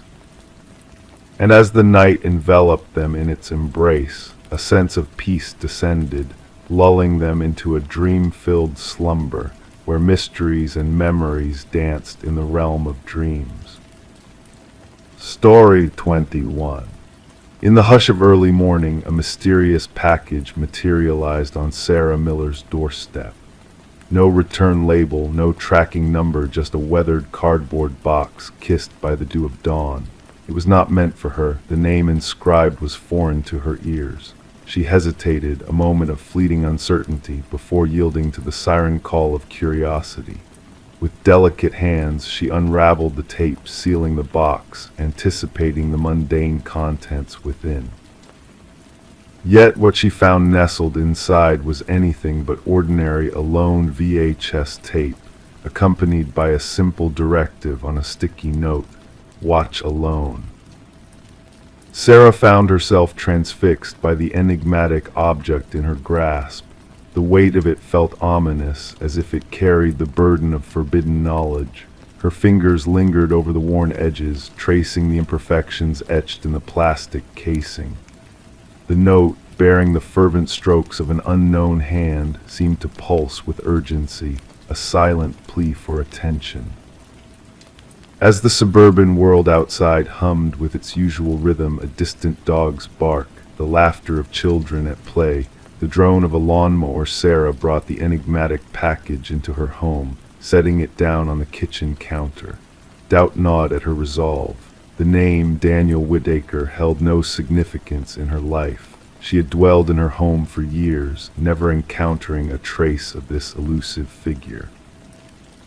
Curiosity and unease danced a delicate waltz in her mind as her gaze flitted towards the dusty VCR, a relic of nostalgia. Against the warnings whispered by her intuition, Sarah succumbed to the pull of the unknown and inserted the tape. Static crackled on the screen before sharpening into focus, revealing a dimly lit room bathed in shadows. A lone figure sat in a wooden chair, his features initially obscured. "My name is Daniel Whitaker," his voice, a solemn whisper, filled the room. "If you're watching this, someone found you, which means they'll find me too." With each revelation, the man leaned closer to the camera, unveiling a visage etched with exhaustion and vigilance. His tale unfolded a narrative of innocence shrouded in deceit. "I didn't kill her," he confessed, desperation lacing his words, "but they will say otherwise. Planted evidence, fabricated truths. My existence intertwined with a tragedy I never foresaw." Detective Eliza Ramirez, a guardian of justice, found herself ensnared in a web of enigmas as identical tapes bearing Whitaker's haunting message surfaced. A murder, a suspect vanished into thin air, and a truth veiled in shadows. The investigation spiraled into the realm of corporate malfeasance when the whistleblower, Catherine Walsh, emerged as a pivotal piece of the puzzle, an audacious soul poised to expose the dark underbelly of PharmaCorp. Ramirez navigated a labyrinth of deception, uncovering threads of conspiracy woven through the fabric of society. The pieces fell into place, revealing a sinister plot to silence the voices of truth. Sarah Miller, an unwitting bystander thrust into the heart of the storm, received a second parcel, a trove of incriminating evidence that laid bare the corruption festering within PharmaCorp's walls. As the tendrils of truth tightened their grip, Whitaker's breadcrumb trail led to a revelation that would shake the foundations of power.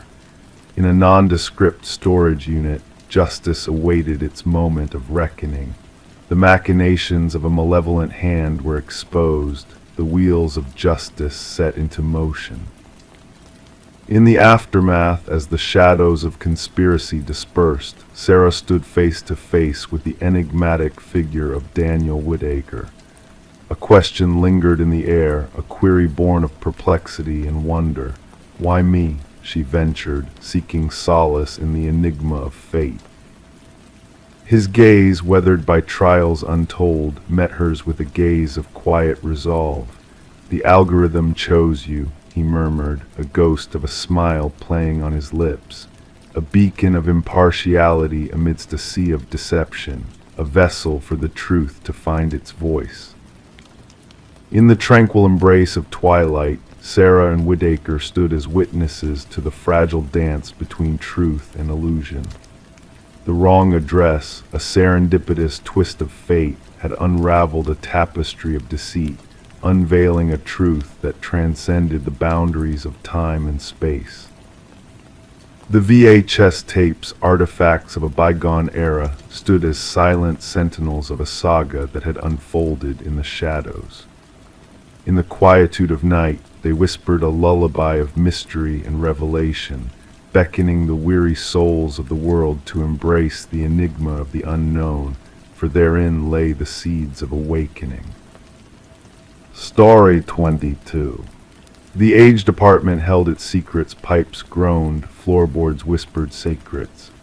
Yet the new tenant sensed a difference in the sounds she heard, the footsteps too precise, too intentional. They echoed from above, deliberate and slow, but she dwelled on the top floor. One evening she mustered the courage to tap the ceiling with a broomstick. The sound ceased. Silence enveloped the space. Then a lone knock reverberated from within the ceiling. Sarah Coleman kept the knocking incident to herself. She convinced her mind it was merely the building settling, or perhaps a small creature finding shelter in the attic. Despite the nightly footsteps persisting, she adapted, raising the volume of her television, donning headphones to sleep, anything to muffle the rhythmic footfalls wandering her ceiling in the darkness. Detective Morris stumbled upon the apartment tale when a maintenance worker unearthed a hidden crawl space during routine fixes.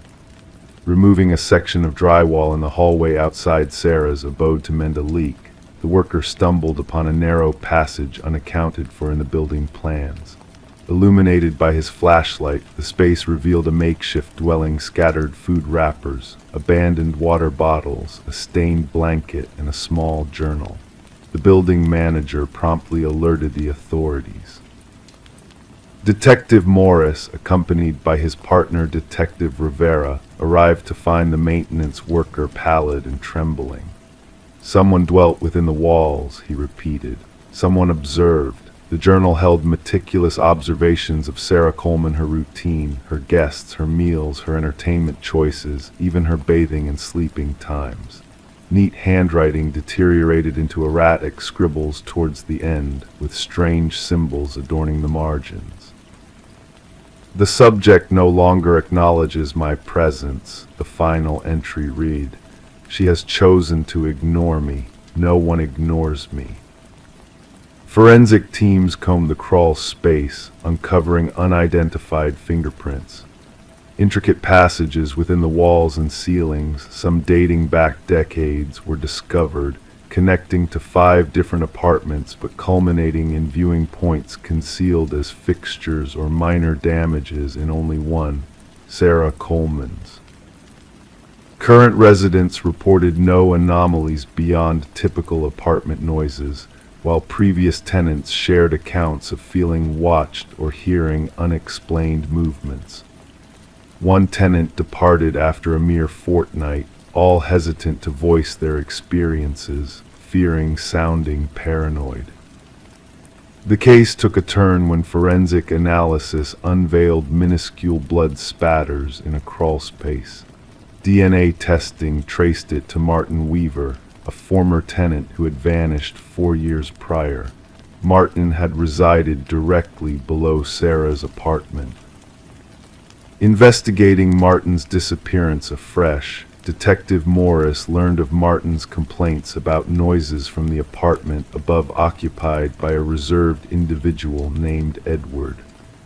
Following a confrontation with Edward, Martin vanished, and Edward vacated the following month without a trace. Edward's history revealed a recurrent pattern, living in top-floor units, minimal social ties, and abrupt departures. A neighbor recalled him as intense, who frequently lamented the need for silence. Property records led investigators to a remote cabin owned by Edward, adorned with photos and notes, including images of former residents like Sarah Coleman and Martin Weaver. Maps detailing building structures, journals noting specimen observations and habitat maintenance, and a corkboard displaying missing persons reports of 6 former apartment residents connected to Edward painted a chilling picture. Beneath the board, evident drag marks hinted at sinister activities. Cadaver dogs led investigators to disturbed earth behind the cabin, unearthing human remains. As forensics identified the victims, Detective Morris revisited Sarah's apartment building. Though sealed, residents reported sporadic noises. During security system installations, a notebook was found tucked in a corner, a recent addition. The first page ominously read, "They discovered my old refuge, but not my new one." Matching the previous notebook, the final page depicted Sarah's apartment layout, a new passage marked in red, and a date for that night. Officers hurried to evacuate Sarah, only to find her dwelling deserted. Her phone rested on the kitchen counter. The television hummed softly. In the bathroom, a message etched in the steamed-up mirror caught their attention. "Look up." The ceiling panel above the shower had been removed. The manhunt for Edward, identified as Edward Mercer, a former construction worker skilled in renovations, commenced.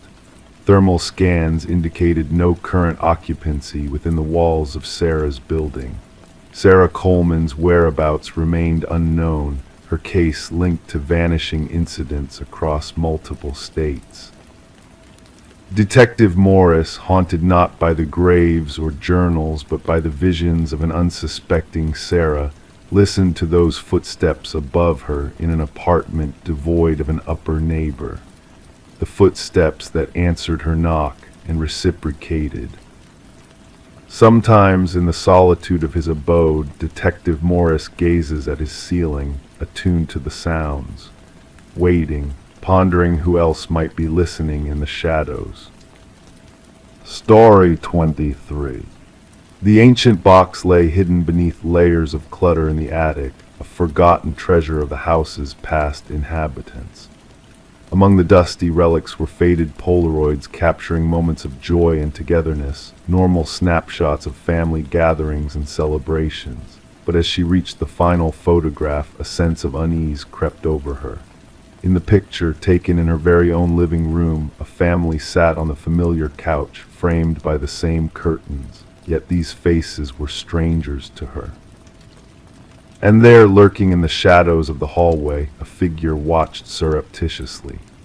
Rebecca shivered as she scrutinized the image, her fingers trembling, causing the edges of the photo to quiver. The family in the picture, a woman with golden locks, a man with thick spectacles, and two children beamed at the camera, unaware of the ominous presence just beyond their sight.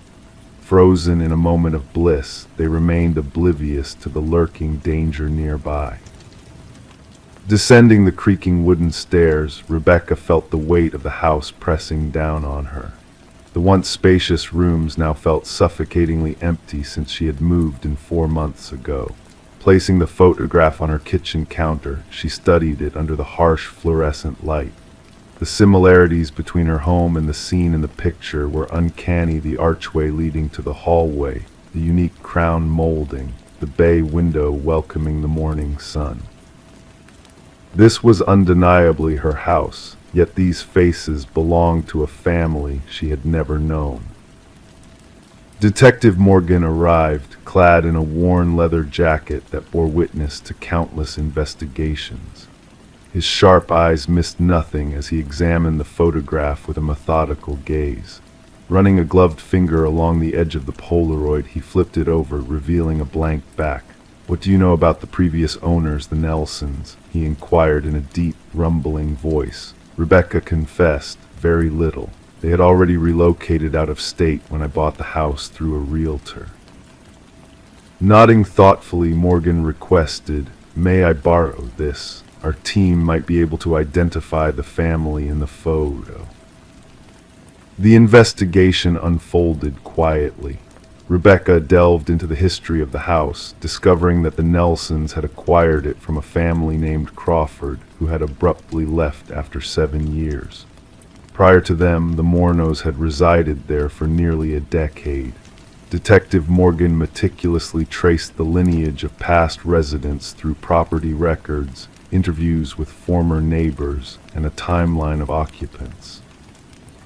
A breakthrough emerged unexpectedly when a former mail carrier identified the family in the photo as the Sutherlands, who had vanished without a trace after a year in the house. Forensic analysis dated the Polaroid approximately 15 years back, unveiling subtle clues within the image, a peculiar pattern of dust particles suspended in the air, the eerie stillness of the subjects. This was a timed photograph, the technician revealed, each person positioned perfectly, indicating someone set up the camera and quickly joined the frame. Yet, if the Sutherlands had orchestrated the photo, who was the mysterious figure in the hallway? Enhanced imaging disclosed more details about the shadowy observer, tall, male, clad in dark attire. His obscured face hinted at a watchful presence, as though he belonged within those walls, as though he held a rightful place in that house. Detective Morgan uncovered a haunting pattern. Families preceding the Sutherlands had all disappeared after exactly 1 year of residency. 5 families vanishing without a trace over a span of 5 years. Rebecca, residing in the house for only 4 months, found herself entwined in a web of mystery and dread. Delving deeper, the investigation unearthed historical building records, revealing the original architect's untimely disappearance during construction. His replacement, Samuel Whitfield, a slender man with haunting eyes, had completed the project. Despite reports of Whitfield's demise in a construction accident, a striking resemblance between him and the figure in the Polaroid emerged through digital aging. The focus shifted to the basement, where ground-penetrating radar detected anomalies beneath the concrete floor, hinting at hidden secrets. Breaking through the surface, a putrid odor greeted the investigators. Beneath layers of concrete and earth, they uncovered the remains of each missing family, perfectly preserved in the cool, dry soil. Among their possessions lay a camera, identical to the one capturing the chilling images found in the attic. The house was cordoned off as a crime scene, sealing Rebecca's fate of never returning. As evidence accumulated, a hidden crawlspace in the attic was unveiled behind a concealed wall. Inside lay a small cot, photography equipment, and a journal filled with meticulous observations of the families who had resided there. The latest entry, dated a mere 3 days prior, read, "The new arrival is different. She discovered my photo too soon. I must hasten my plans." Seeking safety, Rebecca relocated to a hotel under police protection. One restless night, a mysterious call shattered the silence, jolting Rebecca from her sleep. Answering, she was met with only the sound of breathing, followed by the mechanical click of a Polaroid camera capturing an unseen image. The investigation lingered, the house standing empty, its windows dark, concealing untold secrets. The enigma of Samuel Whitfield persisted, his fate uncertain, whether he perished long ago or vanished into a new identity, a new abode, a new realm of shadows. In a dimly lit room, photographs developed, capturing new families, new residences, new watchers concealed in the darkness. Those who sought the truth about the man in the photograph found themselves under a chilling gaze, forever haunted by the specter of the unseen watcher. Story 24. In a quaint suburban home, Rebecca Morgan found herself reluctantly venturing into the attic one stormy night.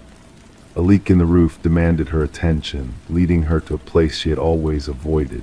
The attic was a realm of forgotten treasures, shrouded in layers of dust and cobwebs. Among the relics of the past, her eyes fell upon an old dollhouse tucked away in a shadowy corner. It exuded an eerie charm, with its tiny furniture arranged meticulously, as if frozen in time. But as Rebecca gazed into the miniature rooms, a sense of unease crept over her. The figures within were not dolls, but intricately carved replicas of her own family, each one a haunting likeness of reality. Every detail was painstakingly accurate, mirroring her family members' features and postures with unsettling precision. Yet there was a glaring anomaly. The figure meant to represent Rebecca herself stood near the attic door, a deviation from the familiar arrangement downstairs. Running her finger over the dollhouse roof, Rebecca felt the imprint where her miniature likeness stood. A shiver ran down her spine, unrelated to the chill in the air whispering through the attic. This dollhouse shouldn't have existed in this place. It wasn't from her childhood home, but a temporary abode her family had recently occupied. Disturbed and perplexed, Rebecca's discovery set off a chain of events that would unravel a tale of obscurity and intrusion. The initial alarm was raised when Rebecca urgently contacted the authorities, her voice fraught with anxiety. Law enforcement soon arrived at the residence to find a family in distress, huddled together in the living room, reluctant to ascend the stairs to the attic.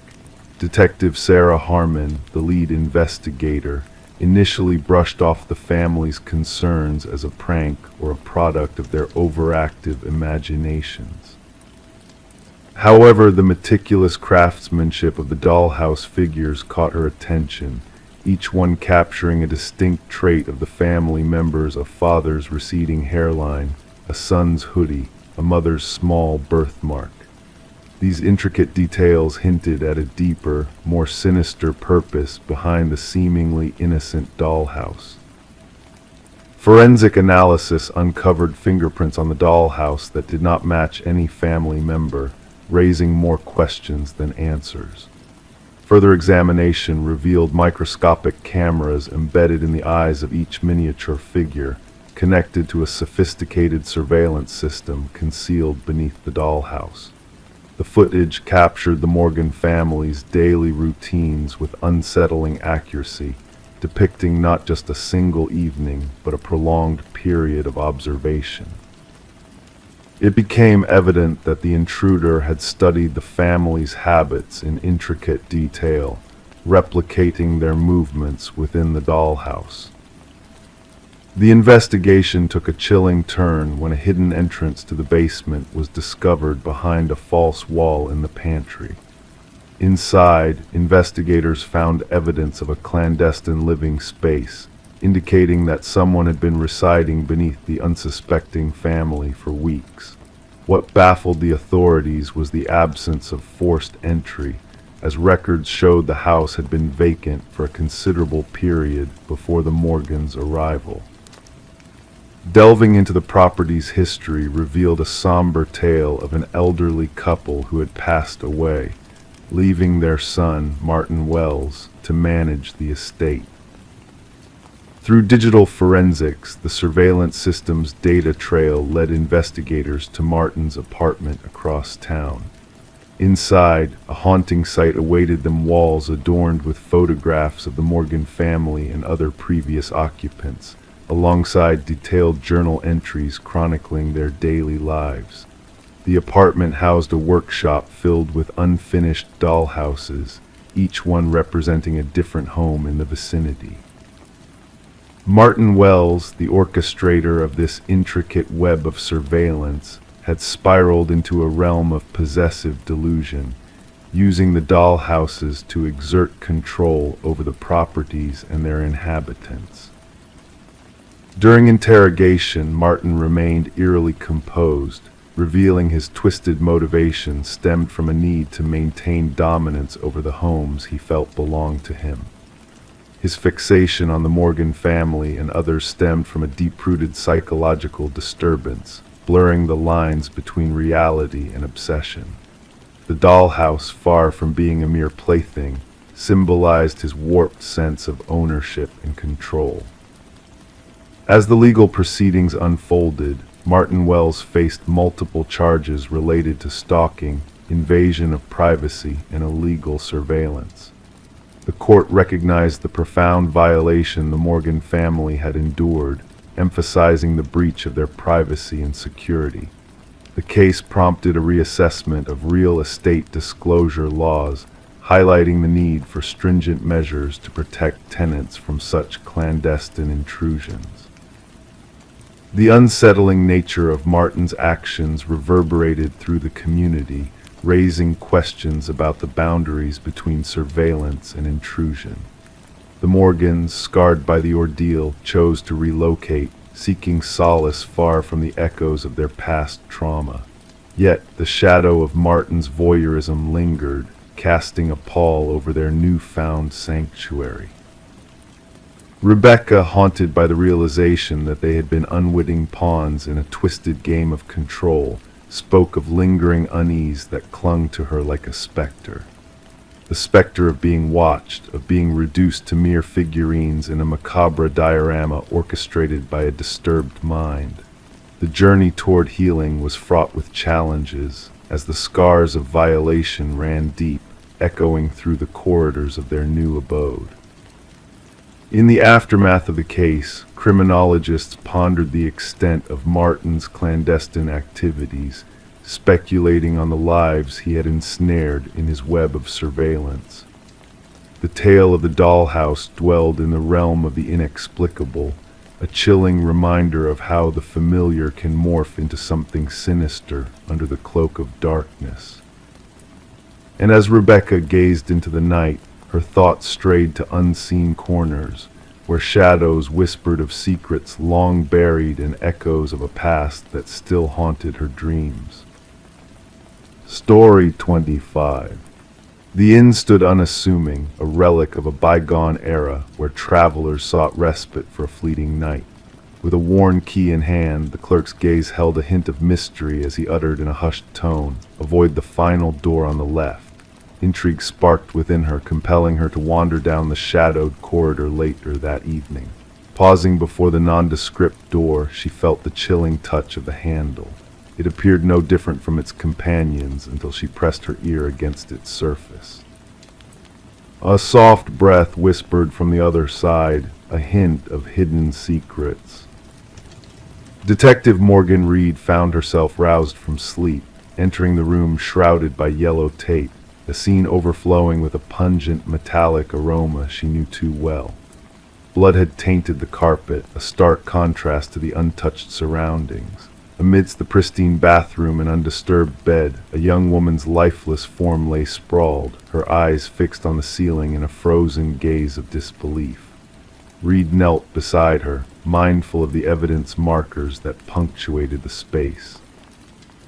The forensic technician's voice lingered flatly as he documented the grim scene, noting the familiar signature of the crime. 3 similar deaths haunted this season, a pattern veiled in mystery. The victim's upscale attire clashed with the seedy motel her handbag left undisturbed. This was no mere act of robbery. A deeper motive lurked within the shadows. As the investigation unfolded, Reed pieced together a puzzle of unsuspecting victims, each found in obscure motels. Autopsy findings revealed a personal touch in the killings, devoid of the usual predatory nature. Days blurred into nights as lights ran cold, until a glimmer of hope emerged from a sister's trembling confession of a clandestine affair with a mysterious man known only as C. Delving into the victim's workplace led Reed to Charles Emerson, a high-ranking executive with a facade of normalcy. His alibi wavered under scrutiny, his eyes betraying a hidden truth.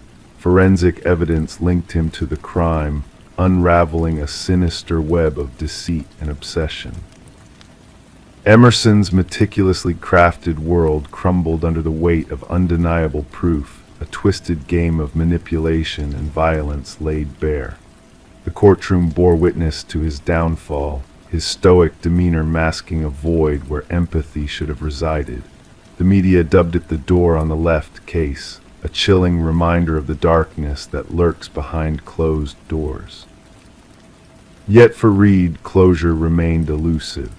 In the quiet of hotel corridors, she found herself haunted by the echoes of past tragedies, pondering the enigmatic stories hidden behind each door.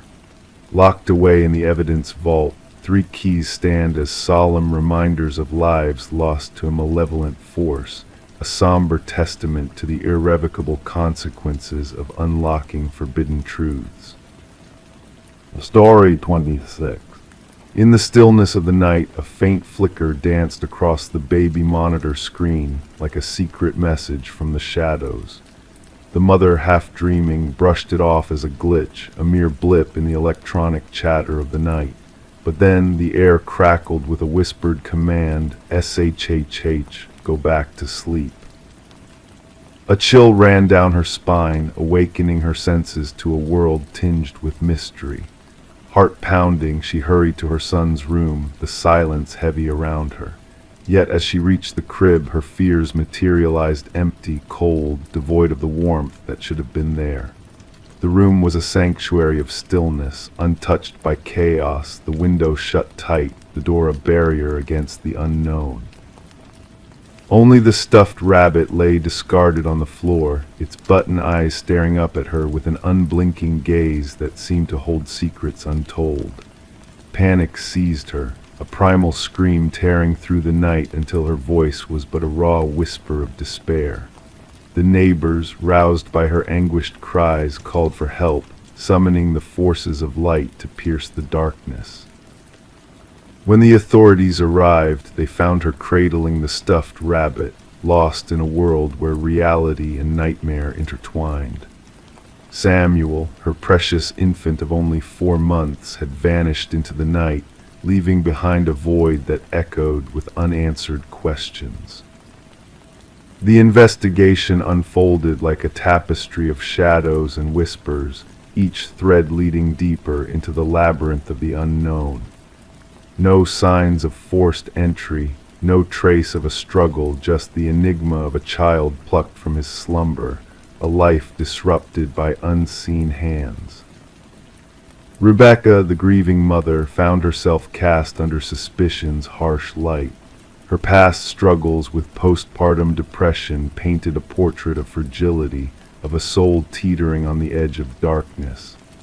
Whispers lingered in the air, casting doubt upon her innocence, weaving a web of speculation that threatened to ensnare her fragile heart. But then a glimmer of hope, a sliver of evidence that shattered the darkness.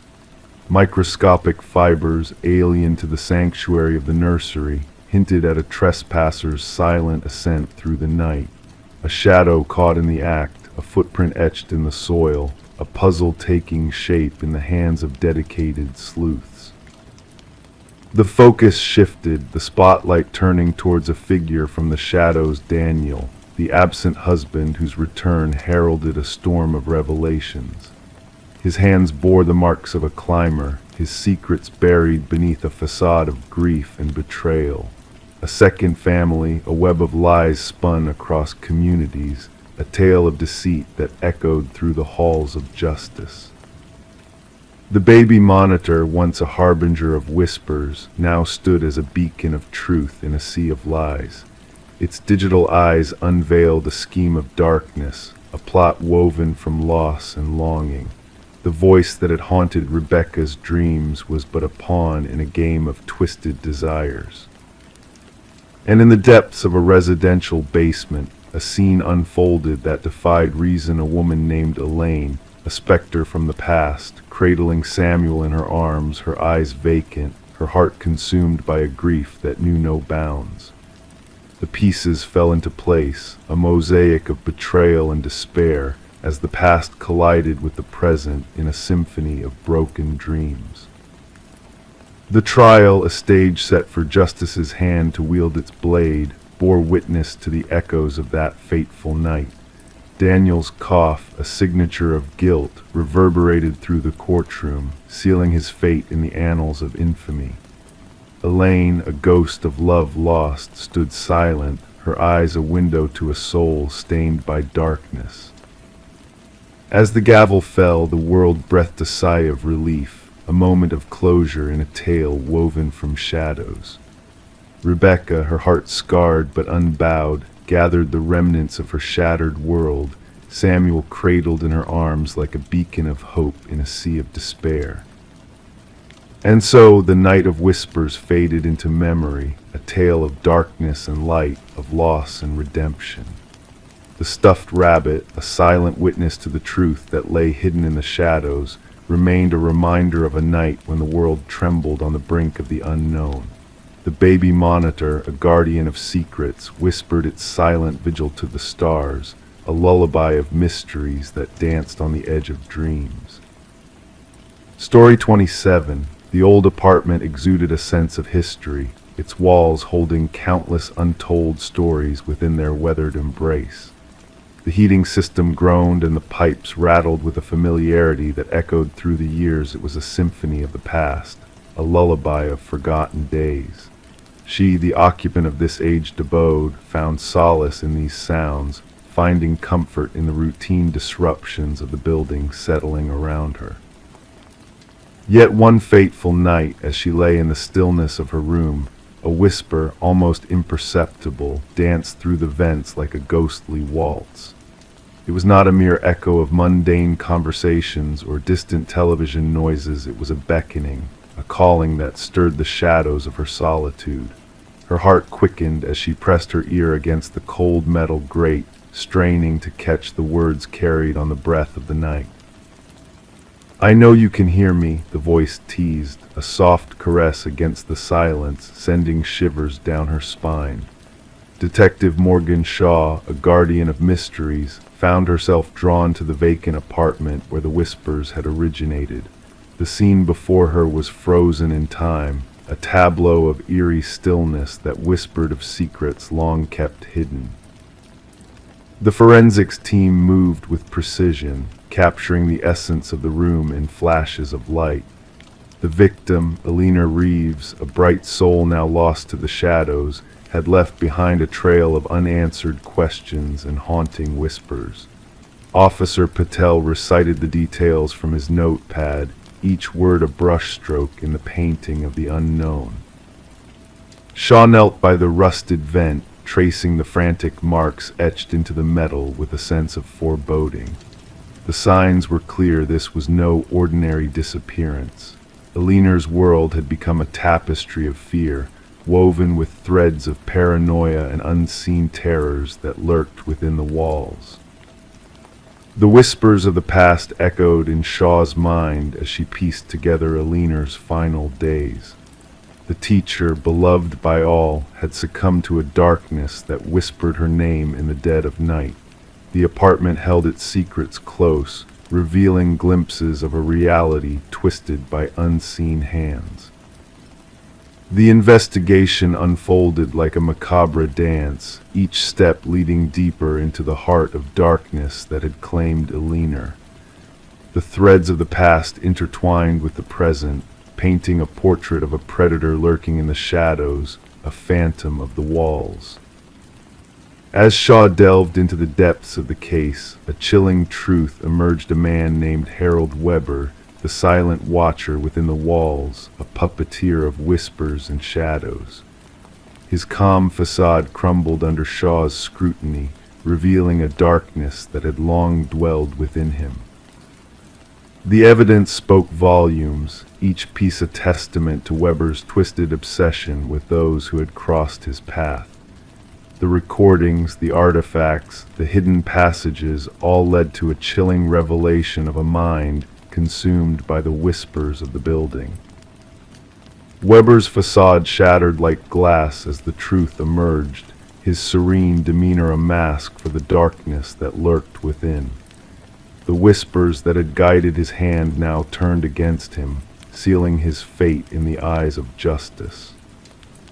The echoes of the past lingered in the empty apartment, a haunting reminder of the horrors that had unfolded within its walls. The whispers still danced in the shadows, a spectral symphony that played on in the silence of the night.